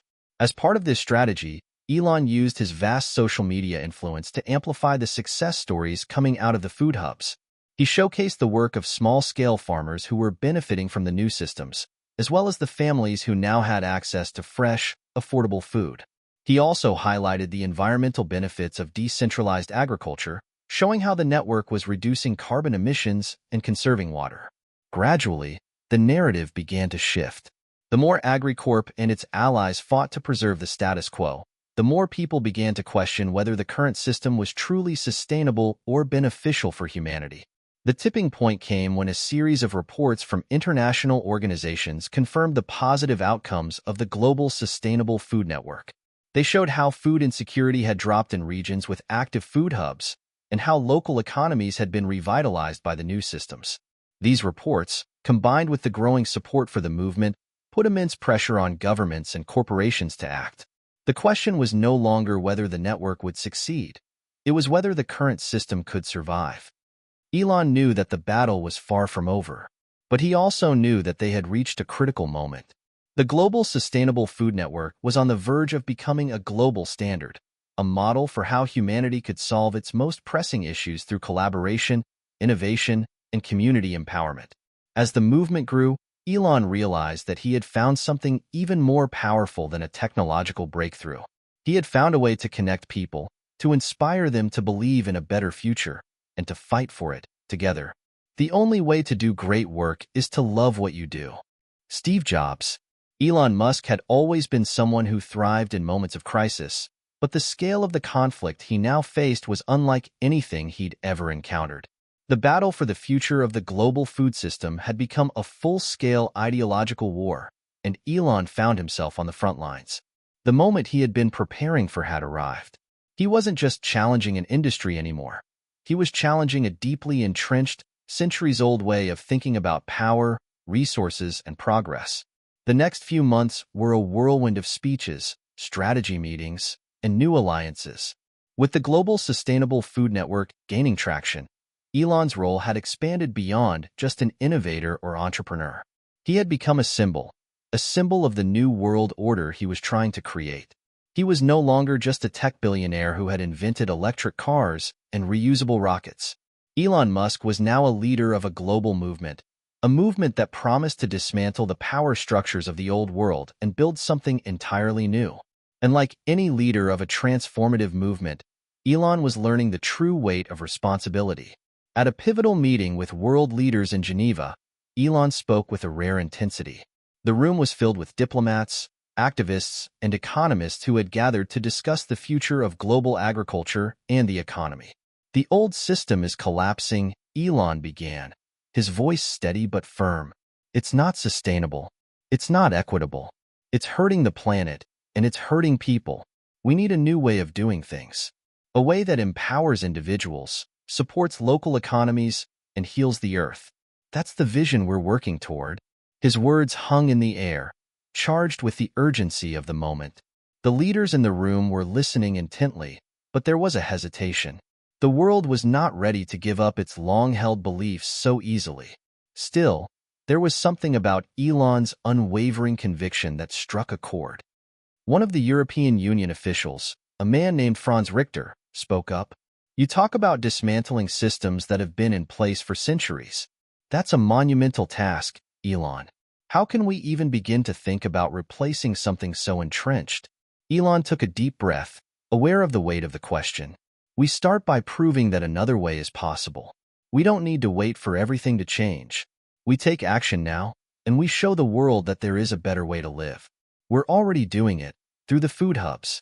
We're already proving that decentralization, sustainability, and local empowerment work. All we need is the political will to make it happen at scale." There was a pause. Richter looked around the room, as if considering the gravity of Elon's words. "What do you need from us?" he asked, finally. Elon smiled, a sense of relief washing over him. This was the breakthrough he had been waiting for. An opening, a shift in thinking. "We need your support. We need you to help us spread this movement across borders. We need to push the agenda of sustainable food production into the political and economic arenas, and we need to prioritize the well-being of people over profits." The conversation that followed was long and intense, but by the end of the day, a deal was struck. The European Union agreed to pilot a new set of policies designed to incentivize local food systems, provide funding for technology innovations in agriculture, and create stronger connections between urban and rural communities. While the political world was slowly starting to bend toward Elon's vision, the corporate world was not so easily swayed. AgriCorp and other global agribusinesses ramped up their efforts, pouring millions into lobbying campaigns and media attacks. They painted Elon's network as a utopian fantasy, too idealistic and disconnected from the reality of feeding billions of people. A key moment in this escalating conflict came when AgriCorp's CEO, Richard Caldwell, publicly challenged Elon in an open letter. The letter, published in major newspapers across the globe, was a scathing critique of the global sustainable food network. Caldwell questioned Elon's understanding of global food systems and accused him of trying to impose a Silicon Valley solution on a deeply complex issue. Elon Musk's latest venture is based on a fundamentally flawed premise that we can somehow replace large-scale agriculture with local food hubs that operate outside the traditional systems of distribution, regulation, and supply chains, Caldwell wrote. "This is not just unrealistic, it's dangerous." Elon responded in kind, his retort coming swiftly on Twitter and in a press conference. "I understand why AgriCorp is worried. They've built their empire on controlling food. But the truth is, their business model is built on exploitation of both the planet and the people who rely on their systems. What we're doing isn't about replacing them. It's about giving people the ability to choose. It's about creating a world where food isn't a commodity, but a right." Elon's words resonated with millions around the world. The media quickly picked up the story, framing it as a battle between the old guard of industrial agriculture and the new wave of local, sustainable food systems. Public opinion began to shift, and people started to question the practices of the agribusiness giants. The pressure mounted. The corporate giants fought back fiercely, but as each new initiative in the global sustainable food network proved successful, they found it harder and harder to argue against it. Despite the corporate backlash, the network of food hubs continued to grow. By the end of the year, over 30 new hubs had been established in countries across Africa, Latin America, and Southeast Asia. In some regions, the local food hubs had begun to outpace traditional supply chains in terms of efficiency and sustainability. The ripple effects were becoming more visible. In rural areas where agricultural jobs had been disappearing, the food hubs created new opportunities for farmers to grow food using sustainable practices, while technology enabled them to connect with consumers directly. In cities, the hubs became thriving community centers, offering not only food but education, health services, and a sense of solidarity among neighbors. One of the most heartening successes came from the small town of Masaka, Uganda. There, a local food hub had not only improved access to nutritious food, but had helped revitalize the economy by providing farmers with the training and resources needed to grow more crops in less space. The community, once struggling with food insecurity, now found itself with a stable source of income, more educational opportunities, and a sense of pride. Elon visited Masaka personally to see the results firsthand.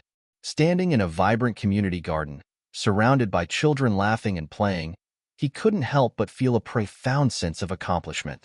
This was why he had started this journey, to create something that not only solved a problem, but transformed lives. "Look at this," Elon said to Kimball, as they watched a local farmer show a group of children how to plant seeds. "This is what we're building. A world where people are in control of their own destinies. This is where true power lies." Kimball smiled. "Yeah, it's happening. The network is growing faster than we ever imagined." Despite the overwhelming momentum in favor of the movement, the fight wasn't over. The influence of the corporate world still loomed large, and it was clear that there would be no easy path forward. But Elon could feel the winds of change picking up speed, and he knew that what they were building was irreversible. The tipping point had arrived. As more people began to see the success of the food hubs, seeing the improvements in their own communities, there was a shift in the broader consciousness. People were starting to recognize that the world could no longer afford to maintain a system that prioritized profit over people and the planet. And with every new partnership, every new food hub that opened, Elon knew that the movement was only getting stronger. The battle was still raging, but the tide had shifted. The question was no longer if the system would change, it was how quickly it would change. What we fear of doing most is usually what we most need to do. Ralph Waldo Emerson. The momentum behind the global sustainable food network was undeniable. With each passing month, more cities, countries, and regions began to take note. Yet, even as the movement expanded exponentially, there was an undercurrent of resistance, silent but powerful. Hidden forces, connected to the very heart of the corporate structures they were trying to disrupt, were working behind the scenes to undermine their progress. Elon had always prided himself on being a visionary. He knew that revolutionizing industries came with fierce opposition, but what he didn't anticipate was how deeply ingrained the corporate control of food was, and how far those with power were willing to go to protect their interests. It started small. A batch of genetically modified seeds sent to one of the newer hubs in South America failed to germinate. Then came reports of disruptions in the transportation of locally sourced food to markets in several cities in Europe, with deliveries delayed or canceled mysteriously. A few weeks later, a set of online trolls began to spread misinformation about the nutritional content of the food produced in the hubs, claiming that it wasn't up to standards. The reports were patently false, but the damage was done. At first, Elon and his team chalked it up to the usual media smear campaign from AgriCorp and their allies. But as the incidents began to pile up, it became clear that something more insidious was afoot. Kimball was the first to voice his concerns. "Elon, these aren't just coincidences," Kimball said during a late-night call. "It feels like they're trying to actively sabotage us. We need to be careful. If they're willing to go this far, what's next?" Elon's thoughts raced.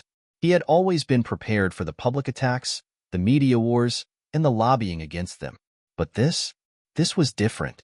There was a quiet, deliberate malice behind these actions. A shadowy force working to destabilize their movement without being detected. "Get the team on this," Elon said, his voice sharp. "We need to find out who's behind this. They won't stop until they've torn everything down."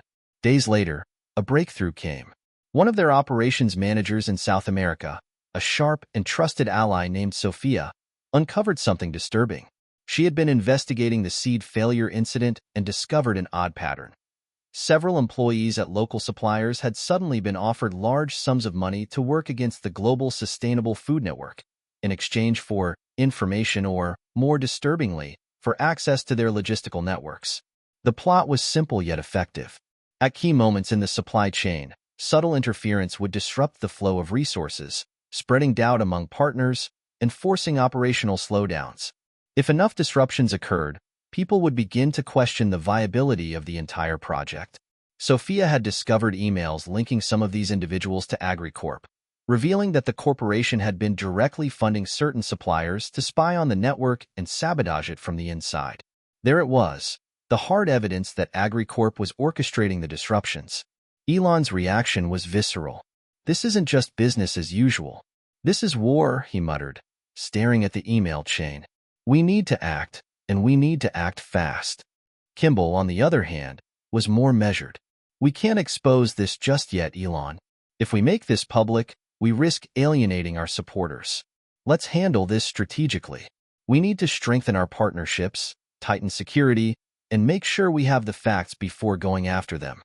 Elon nodded, but the anger was still burning.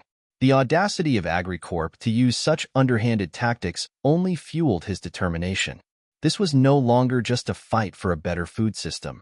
It had become a battle for integrity, for the future of decentralized networks everywhere. As the team worked to mitigate the disruptions, something unexpected happened within their own ranks. The stress of managing a global movement, dealing with sabotage, and balancing the relentless pressures from both the corporate world and the media was beginning to take its toll on everyone. At a crucial strategy meeting, one of their key advisors, Daniel, who had been instrumental in getting several governments on board, suddenly questioned the entire approach. "Maybe we're moving too fast," Daniel said, his voice hesitant. "We've got all these success stories, but the bigger we get, the harder it is to keep it all under control. Are we even ready for this kind of growth?" Elon felt a pang of frustration. He knew Daniel was worried about the risks. Everyone had their doubts from time to time. But Elon's belief in the vision, his unwavering faith in the necessity of the network, was too strong to let go. "Look," Elon said, trying to keep his tone steady, "I understand the pressure, but if we stop now, we're giving up. This isn't just about us. This is about creating something that lasts. We have no choice but to keep pushing forward." Kimball, who had been silent up to this point, spoke up. "We've come this far, Daniel. If we're serious about changing the system, there's no turning back now. We need to make sure we've got the right people on the ground and in place to help us scale responsibly. Let's take this step by step." Elon nodded in agreement, but deep down, he knew Kimball was right.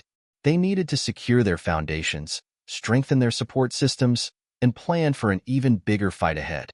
The internal conflict between their desire to scale quickly and the need to protect their mission from exploitation had never been more pronounced. In the weeks that followed, the network began to stabilize. They had successfully managed to limit the damage from the disruptions, ensuring that their supply chains were now fortified and their community support stronger than ever. But the incidents didn't go unnoticed. The corporate sabotage, once considered a conspiracy theory, had now been brought to light in an investigative report published by a leading environmental outlet. The truth of AgriCorp's underhanded tactics had made waves. But instead of creating fear, the revelation only strengthened the resolve of the movement's supporters. Activists, small farmers, and everyday citizens rallied behind the cause. Social media exploded with hashtags like #FoodIsPower and #AgriCorpExposed. Elon had once again turned the narrative in their favor, and the truth of AgriCorp's manipulative behavior was out in the open for all to see. In one particularly dramatic moment, a news anchor asked Elon during a live broadcast how he felt about the growing resistance to his vision. "It's expected," Elon said, his voice calm but resolute. "Change always faces resistance. The people in power who stand to lose control will do anything they can to stop it. But the truth is, the world is waking up, and no matter how hard they fight us, we will not back down." Kimball, sitting next to him, added, "The Global Sustainable Food Network isn't just a project, it's a movement. And movements don't stop just because of a few roadblocks." The message was clear. This wasn't just about food. It was about the future of how society operated. Elon, Kimball, and the network had awakened something much larger than they had initially imagined. By now, it was clear that the fight was intensifying on all fronts. AgriCorp's retaliation was becoming more sophisticated. They were no longer relying just on covert sabotage. Now they were engaging in public smear campaigns, trying to rally government officials against the food hubs. In parallel, other corporate players, such as fossil fuel companies and big tech conglomerates, began to throw their weight behind AgriCorp, creating a dangerous coalition of vested interests. The resistance had gone from covert to overt. But for Elon, there was no turning back. The path had been set. It was time to enter the final phase of the war, one where the forces of progress and the status quo would collide head-on, and only one could emerge victorious. As the movement grew stronger, so did its enemies. But Elon knew one thing for sure. This fight was about more than just food. It was about the future of humanity. The darkest hour has only 60 minutes. Morris Mandel. The sabotage had revealed the lengths to which AgriCorp and its allies were willing to go to preserve their stranglehold on global food systems. But while the attacks were alarming, they did something unexpected. They galvanized the movement. People who had once been hesitant or unsure about the viability of the global sustainable food network now saw the scale of resistance.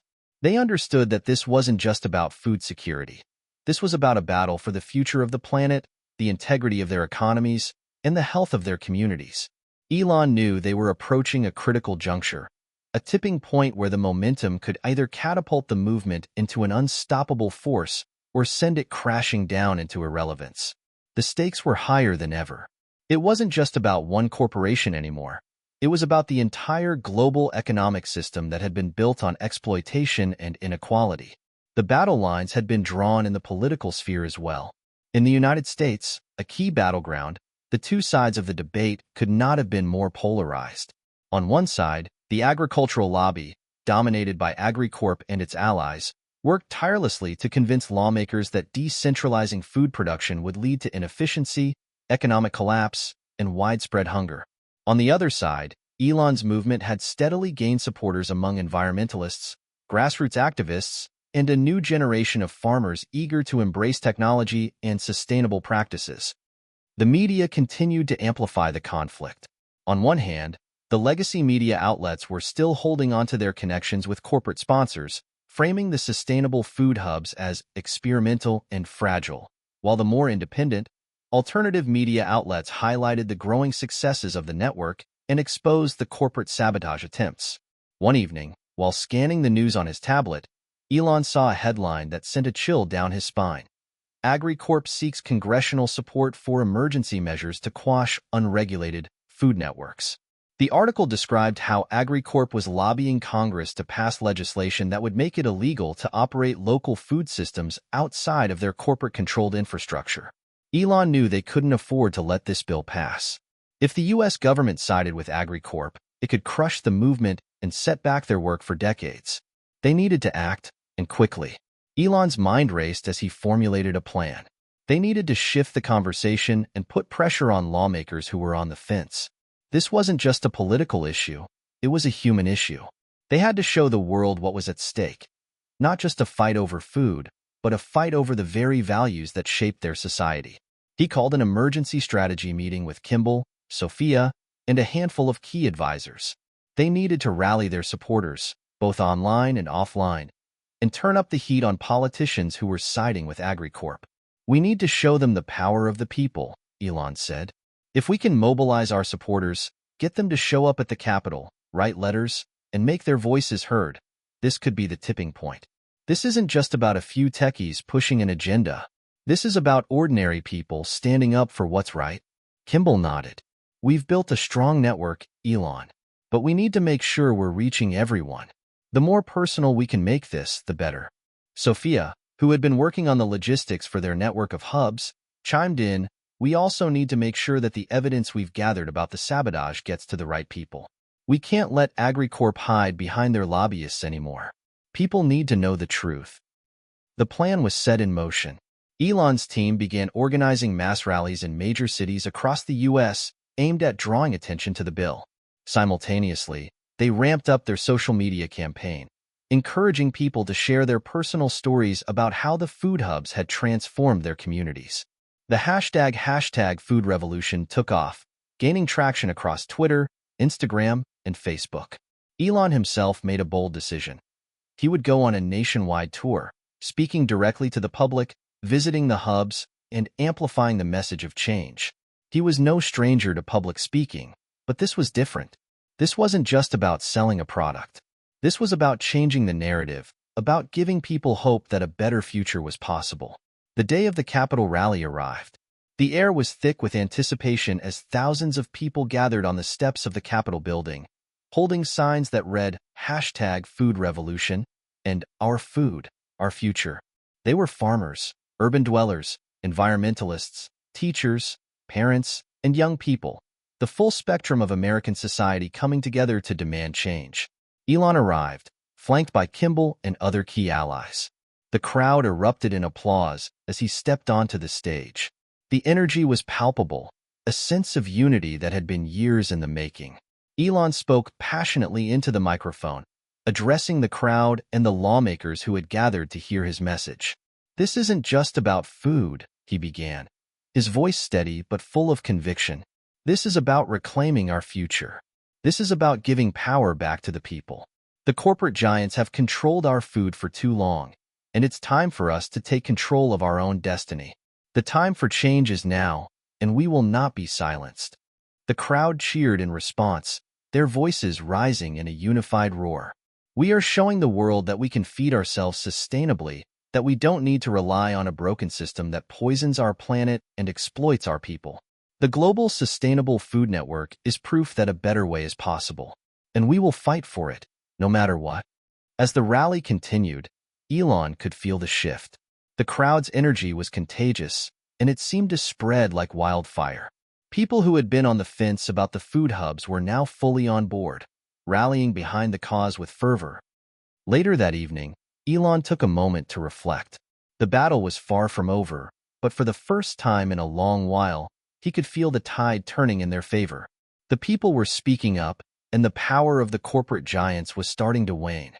AgriCorp's grip was loosening. The following week, as the rallies gained momentum, key lawmakers began to shift their positions. Pressure from constituents, amplified by the public demonstrations and the viral social media campaign, led to a surprise victory. The bill AgriCorp had pushed through Congress failed to gain enough support to pass. Elon's movement had won a major battle, but they knew that the war was far from over. AgriCorp and its allies would not back down easily. The fight for a sustainable food system was entering a new phase, one that would require even more determination, innovation, and unity. But for now, Elon allowed himself a moment of victory. The tipping point had been reached. The world had seen the power of the people, and the Global Sustainable Food Network had gained a significant foothold in the battle for the future. As the victory celebrations unfolded, Elon knew they couldn't rest for long. The forces they were up against were relentless, and they would be looking for new ways to counterattack. But for the first time in years, Elon felt a deep sense of optimism. This was the moment they had been waiting for, the tipping point that would define the next phase of their journey. As he walked off the stage after the rally, surrounded by his team, Kimball clapped him on the back. "You did it, Elon. You've shown them what we're capable of." Elon nodded, his mind already racing toward the next challenge. "This is just the beginning. Now, we need to make sure we build a future that's not just sustainable, but resilient. The real work starts now." And so, with a renewed sense of purpose, Elon Musk and the Global Sustainable Food Network turned their eyes toward the horizon, knowing that the future they were building was not just possible, it was inevitable. In the middle of difficulty lies opportunity. Albert Einstein. After the victory in Congress, Elon felt a temporary sense of relief, but it wasn't long before the reality of the fight ahead came crashing down. The political maneuvering, the corporate sabotage, and the public battles had all led to this pivotal moment, but the storm wasn't over.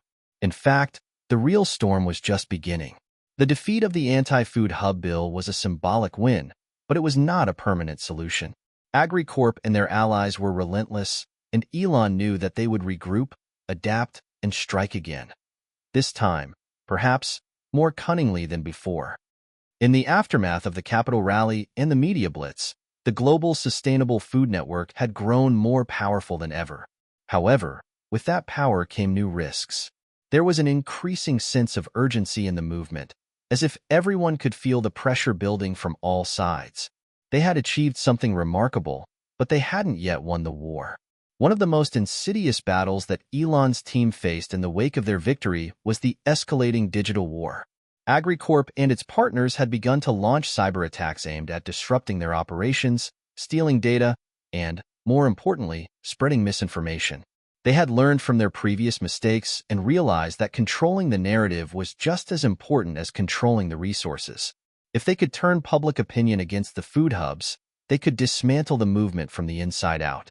It started with a series of fake news articles and viral social media posts claiming that the food hubs were secretly controlled by foreign governments, and that their true agenda was not sustainability but global domination. The misinformation campaign was sophisticated, with fabricated stories and doctored images making their rounds on major news sites and social media platforms. Elon's team, already stretched thin by the physical threats and political challenges, had to shift focus quickly to counter the digital attacks. Sophia and the IT team went into overdrive, securing their servers, launching counter-narratives, and partnering with social media influencers to debunk the lies. But the battle in the digital world was more than just a fight over facts. It was a fight for trust. The narrative being pushed by AgriCorp was not simply about discrediting their efforts. It was about planting seeds of doubt in the hearts of their supporters. If the people didn't believe in the movement, everything they had worked for would collapse. Then came the bombshell. A whistleblower from inside AgriCorp had managed to leak a confidential internal memo to the press. The memo detailed a covert strategy by AgriCorp to target and undermine Elon's movement using both legal and illegal means. The document outlined plans to hire private investigators to dig up dirt on key leaders in the Food Hub network, as well as to engage in a smear campaign designed to frame the movement as dangerous and radical. The leak was a double-edged sword. On one hand, it validated everything Elon and his team had feared about AgriCorp's tactics. The public now had concrete evidence of the lengths to which the corporation was willing to go to maintain its dominance over the global food system. But on the other hand, the leak triggered a wave of new legal challenges, as AgriCorp immediately sued the whistleblower, calling the release of the memo a breach of national security. For the first time, Elon felt his back against the wall. The stakes had escalated beyond anything he could have predicted. The revelations in the memo put the movement in the crosshairs of not just a corporation but a global system that relied on exploitation and control. Amidst the chaos of the digital war and the legal threats, something else began to weigh heavily on Elon: the growing strain on his personal life.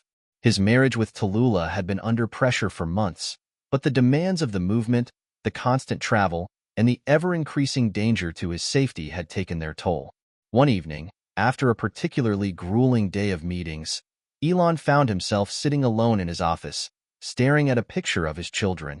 He thought about how much he had sacrificed to make the world a better place, and whether it was all worth it. In the quiet solitude of his office, he dialed Tallulah's number. The phone rang several times before she picked up. "Elon," she said softly, her voice tired. "Is everything okay?" "I don't know anymore," he admitted, feeling the weight of the world on his shoulders. "It feels like I'm losing everything I'm fighting for, and I'm losing you too." Tallulah sighed, her voice strained. "We both knew what this was going to take, but you can't save the world and lose yourself in the process. I need you here, Elon. Our family needs you." Elon's heart sank. He had always known that his mission was bigger than any one person, but in that moment, it felt as if the price of his ambition was higher than he was willing to pay. "I'm sorry, Tallulah," he whispered. "I'm trying to balance it all, but I don't know how." For a long moment, neither of them spoke. Finally, Tallulah broke the silence. "Elon, you've always said that you want to build a better future, a sustainable one. But I think you need to find some balance, too. For your own sake and for ours." The conversation ended quietly, but the sting of Tallulah's words stayed with him. He couldn't afford to lose his family, especially not at this critical juncture. Yet, the pull of the mission was stronger than ever. His entire life had been dedicated to revolutionizing industries, changing the world. Elon knew that if he didn't figure out how to reconcile these parts of his life, he risked losing everything, both the people he loved and the cause he had built. In the days following the leak, Elon made a crucial decision. He would not let AgriCorp dictate the future of the Food Network.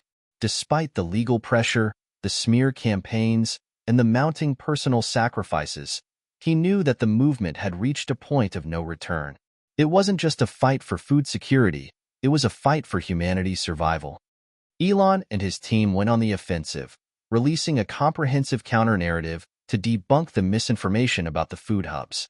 They partnered with independent media outlets to tell the true story.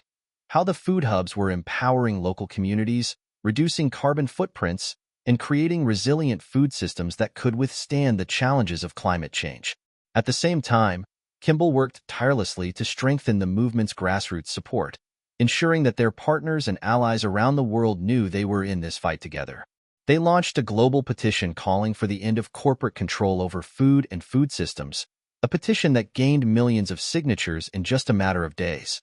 Elon's commitment to the movement was unwavering, but now he had to find a way to balance it with his personal life. He knew that to truly succeed, he couldn't keep pushing himself into the ground. His family and his health had to be prioritized, or he risked burning out entirely. As he prepared for the next phase of the fight, Elon made a promise to himself and to those he loved. He would build the future he had always envisioned, but this time, he would also build the life that would allow him to live it. It is not the strongest of the species that survive, nor the most intelligent, but the one most responsive to change. Charles Darwin. In the aftermath of the leaks and the public outcry that followed, Elon's resolve hardened. The movement had grown more powerful, but so had the forces working against it. The world had changed, and it was no longer just about building a sustainable food network. It was about transforming society itself, a vision that extended far beyond agriculture and into every corner of human existence. Elon sat in his office, looking out at the early morning sky. The sun was rising, casting a golden glow over the bustling city below. For the first time in a long while, Elon felt a strange mix of calm and anticipation. There was something in the air, something he couldn't quite place, but it felt like a moment of reckoning. The days ahead would be crucial, and he couldn't afford to lose his focus. The Global Sustainable Food Network was more than just a collection of farms and tech hubs. It was a movement, a revolution, and it was drawing the attention of people across the globe. But the battle had moved from the farms to the boardrooms, from the fields to the streets, and the stakes were higher than ever. The intensity of the previous weeks had taken its toll, not just on Elon, but on everyone in the movement. Tensions were rising within the ranks as they faced increasing pressure from both external and internal forces. The sabotage, the legal battles, the misinformation campaigns, they were all part of a larger game, one that was far from over. Elon knew that if they were going to win, they needed to change their approach. It wasn't enough to just fight back. They had to rethink their entire strategy. They had to build something that couldn't be torn down, something that was larger than any individual, any corporation, or any government. It was time for a new kind of leadership. Kimball, always the pragmatist, had been advocating for more decentralized leadership for months. "We can't keep running this like a top-down operation, Elon," he had said in one of their late-night meetings. "This has to be about collective action. People need to feel like they own this movement, not just follow it." Elon had listened carefully. Over the years, he had grown accustomed to taking the lead, making decisions quickly and decisively. But now, he saw the truth in Kimball's words. The movement needed to evolve. They would establish local councils within the food hubs, composed of farmers, activists, scientists, and everyday people who were committed to the cause. These councils would have the power to make decisions, allocate resources, and develop new strategies based on their own needs and challenges. The goal was not just to fight AgriCorp, but to build a new kind of global community, one where leadership was distributed and where everyone had a stake in the outcome. As the movement grew, so did the urgency of their mission. The team had been working around the clock, coordinating efforts with food hubs around the world, lobbying governments, and developing partnerships with organizations committed to sustainability. They needed to take the next step, an international summit that would bring together leaders from all sectors: agriculture, technology, policy, and finance. Elon knew that this summit could be the defining moment for the movement. It wasn't just about meeting with politicians or corporate leaders. It was about creating a new paradigm. The summit had to be a clear statement to the world that the Food Network was not just an alternative, it was the future. The summit was scheduled to take place in New York, at a venue that could accommodate thousands of attendees. The city, with its bustling energy and symbolic importance as a global hub, was the perfect backdrop for what they were trying to accomplish. This would be the moment to finally make their case on the world stage. Elon stood in front of a massive screen during a final rehearsal the day before the summit. The logo of the Global Sustainable Food Network flickered on the screen, surrounded by images of lush green farms, innovative tech hubs, and smiling faces from all walks of life. The message was clear: food, community, and sustainability were the keys to building a better future. The day of the summit arrived, and the energy was electric. The venue was packed with thousands of people, many of whom had traveled from across the globe to be a part of this historic event. Elon walked onto the stage, his mind racing. He had prepared for this moment for years, but now that he was standing there, facing the largest audience he had ever spoken to, the weight of the moment hit him. He took a deep breath and began. "Good morning, everyone." Elon's voice rang out, strong and confident. "We stand at a crossroads. For too long, the global food system has been controlled by a handful of corporations whose sole purpose is to extract profit, regardless of the consequences. This system has been built on exploitation of the land, of workers, and of our future." He paused, letting the gravity of his words settle in. "But today, we have a choice. We can continue down the path of destruction, or we can choose a new way forward, a way that is sustainable, that is equitable, and that is built on the values of community and respect for the planet. Today, we choose the future." The room was silent for a moment, the weight of his words hanging in the air. "Today," Elon continued, "we launch a new era of food, one that is local, decentralized, and powered by innovation. We are building a food system that is not just about feeding people, it's about nourishing the world. We are creating a movement that is rooted in the soil and connected by technology. And we are not doing it alone. This is not just a movement of one person or one organization. It is a movement of millions." The audience erupted in applause, their energy rising to a crescendo. Elon could feel the momentum building. This was the moment he had worked for, the tipping point where everything they had built could become something truly unstoppable. As the summit unfolded over the next few days, it became clear that this was not just another conference. It was the birth of something bigger. The leaders from different sectors, agriculture, technology, policy, and finance, were no longer talking about the future in abstract terms. They were making commitments, forming partnerships, and pledging to invest in the future of sustainable food. For the first time, Elon felt like the global network wasn't just a collection of independent actors. It was a unified movement, one that was moving in the same direction, with the same vision. There were still obstacles ahead. AgriCorp wasn't going to back down easily, but Elon felt a renewed sense of purpose. They were no longer just fighting for a piece of the future. They were creating it. The summit ended with a powerful declaration.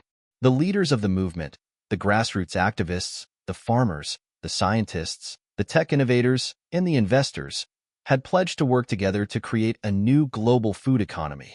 They had set ambitious goals: to build sustainable food hubs in every country, to reduce food waste by 50% in the next decade, and to provide access to healthy, local food for billions of people around the world. The future was now within reach. But it wasn't just Elon who had led them here.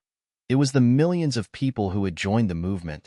It was a collective effort that had awakened something deep within humanity: the desire to take control of their own destiny and build a future that was sustainable, just, and full of promise. As the summit came to a close and Elon walked off the stage, he felt a sense of calm wash over him. The fight wasn't over, but something had shifted. The movement had become a force of its own, one that could no longer be ignored. The world was waking up to the reality that the future of food, and the future of humanity, was in their hands. And as Elon looked out over the sea of people, he realized that this was just the beginning. The work ahead would be difficult, but with the support of a global network of passionate, committed individuals, he knew they could create a world where food was not just a commodity but a force for good. The revolution had begun. The world was ready for the next step. The future belongs to those who believe in the beauty of their dreams. Eleanor Roosevelt. As the summit concluded and the curtains fell on what was a groundbreaking moment in the movement's journey, Elon felt a profound sense of change wash over him. It was not just the energy of the crowd or the powerful speeches that had been delivered. It was something deeper, something almost spiritual. The world was not just listening anymore. It was ready to act. And for the first time in years, Elon believed that they could truly build a future that was sustainable, equitable, and just. But as the excitement of the summit started to fade and the reality of what lay ahead set in, Elon knew that the hardest part was still to come. The agreements and partnerships they had forged in New York were only the beginning, turning promises into action, transforming words into deeds. This was where the true challenge lay. In the weeks following the summit, Elon watched as the movement gained momentum. The media coverage was unprecedented. Newspapers, television networks, and social media platforms were filled with stories of the food hubs, their impact on local communities, and the people behind the initiative. A new narrative was being written, one in which AgriCorp and its allies were no longer seen as the unstoppable giants, but as the greedy, outdated system that was on the verge of collapse. Elon's phone rang incessantly, calls coming in from world leaders, influential CEOs, and activists eager to partner with the movement. But amid the excitement, Elon knew that they couldn't get complacent. The corporate forces that had worked tirelessly to crush their vision weren't going to give up so easily. AgriCorp, now more desperate than ever, was preparing for its counterattack. That's when Elon's phone rang with a call he had been dreading. "Sophia," he said, his tone immediately shifting as he answered the call. "What's happening?" "We've intercepted a new wave of legal challenges. It's worse than we thought." "They've gone global with this," Sophia reported, her voice tight with concern. "Global? How bad are we talking?" "They're using every legal loophole they can find, suing our local partners, blocking imports and exports from the hubs, and even threatening retaliation in countries where we've gained traction." Elon's mind raced. The stakes were getting higher, but they had to stand their ground. "We fight back. We push even harder. I need to meet with the council immediately." As Elon gathered with his closest allies, Kimball, Sophia, the local council leaders, and key figures from the summit, the room was filled with urgency and resolve. The strategy they had developed was clear. They would double down on their global alliances, mobilize the public, and continue to showcase the benefits of their food hubs, no matter the cost. "We can't be intimidated," Kimball said, pacing back and forth. "If anything, this proves we're winning. We've become too powerful for them to ignore. This is a war for control over the future of food, and we cannot let them win." Elon nodded, a fierce determination building within him. He looked around the room, at the faces of the people who had stood by him throughout this journey. These were the same people who had believed in a dream when no one else did, who had sacrificed everything to create a sustainable world. Now, they were all part of a movement larger than any individual. "The public has to know the truth," Elon said, his voice unwavering. "We need to shine a light on AgriCorp's tactics. Let the world see what they're really doing." The group worked late into the night, crafting a response that would not only counter AgriCorp's legal threats, but expose the corporation's true nature. They would launch a worldwide campaign, targeting media outlets, influencers, and activists to stand in solidarity with the food hubs. They needed to make it clear that this was not just about food. It was about reclaiming control from a broken system. The next morning, a global petition, signed by millions, was unveiled. It called for an end to corporate control over food production and demanded that governments support local, sustainable farming systems. The petition was delivered to the United Nations and national governments, gaining traction everywhere. In the midst of the storm, as Elon walked through the now bustling food hubs, he felt the weight of what they were attempting to accomplish. The progress they had made in such a short time was astounding. Thousands of local farms, thousands of employees, thousands of community leaders standing shoulder to shoulder, united in purpose. But even as he walked past fields of crops and rows of machines that symbolized the future of farming, he couldn't shake the feeling that the real challenge lay ahead. A revolution wasn't just about defeating an enemy. It was about transforming the system itself. It was about rewriting the very rules of economics, sustainability, and community. Elon sat down with his team for what would become a pivotal discussion, a brainstorming session on how to ensure that the movement didn't just win battles but created lasting change. It was time for them to build a new blueprint for the future. This was no longer just a rebellion against AgriCorp. It was the dawn of a new era, the foundation of a new world. "Let's do this the right way," Elon said, his voice quiet but filled with an undeniable conviction. Let's create a model that isn't just about survival, it's about thriving. Let's make sure the people who've supported us know that their success is our success. We're in this together, and we're going to build something that lasts. The months that followed were filled with intense planning, mobilization, and strategy. The movement expanded exponentially, and the food hubs grew stronger. Elon found himself traveling the world, meeting with new allies, forging new partnerships, and securing vital resources. The momentum was undeniable. Then, one fateful day, Elon received the news that AgriCorp had launched a final, all-out attack. They had leveraged their power to apply pressure on governments, trying to force them to dismantle the food hubs under the guise of national security concerns. The corporation had even begun to bribe key politicians to pass laws that would ban their operations in certain regions. The battle had reached its apex. But this time, the world was watching. Elon called for an emergency meeting with his team. They had to respond, not just with words but with action. This time, they couldn't afford to sit back and wait for the storm to pass. "We need to take the gloves off," Kimball said, leaning forward with intensity. "We've played by the rules. Now, it's time to make a stand. If they think they can break us, they're wrong. We'll make sure the world knows exactly what's going on." And so, Elon and his team launched their boldest move yet. They mobilized their global network, not just to defend the food hubs, but to create an unstoppable movement of public support. They called on workers, farmers, activists, and citizens from every country to take to the streets, to demand the right to control their food systems and secure a sustainable future.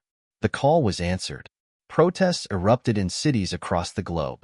People flooded the streets with signs reading, "Food for the people," and "Corporate control ends now." Governments, seeing the magnitude of the movement, began to feel the pressure. Some sided with the food hubs, passing legislation to protect local, sustainable farming. Others, seeing the growing power of the people, started to shift their policies. The turning point came when the United Nations passed a landmark resolution recognizing food sovereignty as a fundamental human right. The resolution demanded that nations prioritize sustainable, local food systems and reduce their dependence on multinational corporations like AgriCorp. This was the validation the movement had been waiting for. The world had officially acknowledged that the future of food lay in the hands of the people, not the corporations. Elon stood in front of a massive crowd in New York City, speaking to millions watching from around the world. His voice was steady but filled with emotion. "We've fought hard, and we've won. This is a victory for all of us. A victory for farmers, for communities, for the future of our planet. But this is just the beginning. The real work starts now. Together, we will build a world where food isn't just something we consume. It's something we care for, something we share. A world where we all thrive." As the crowd erupted in applause, Elon realized that they had not only won a battle, they had started a revolution, and the world would never be the same again.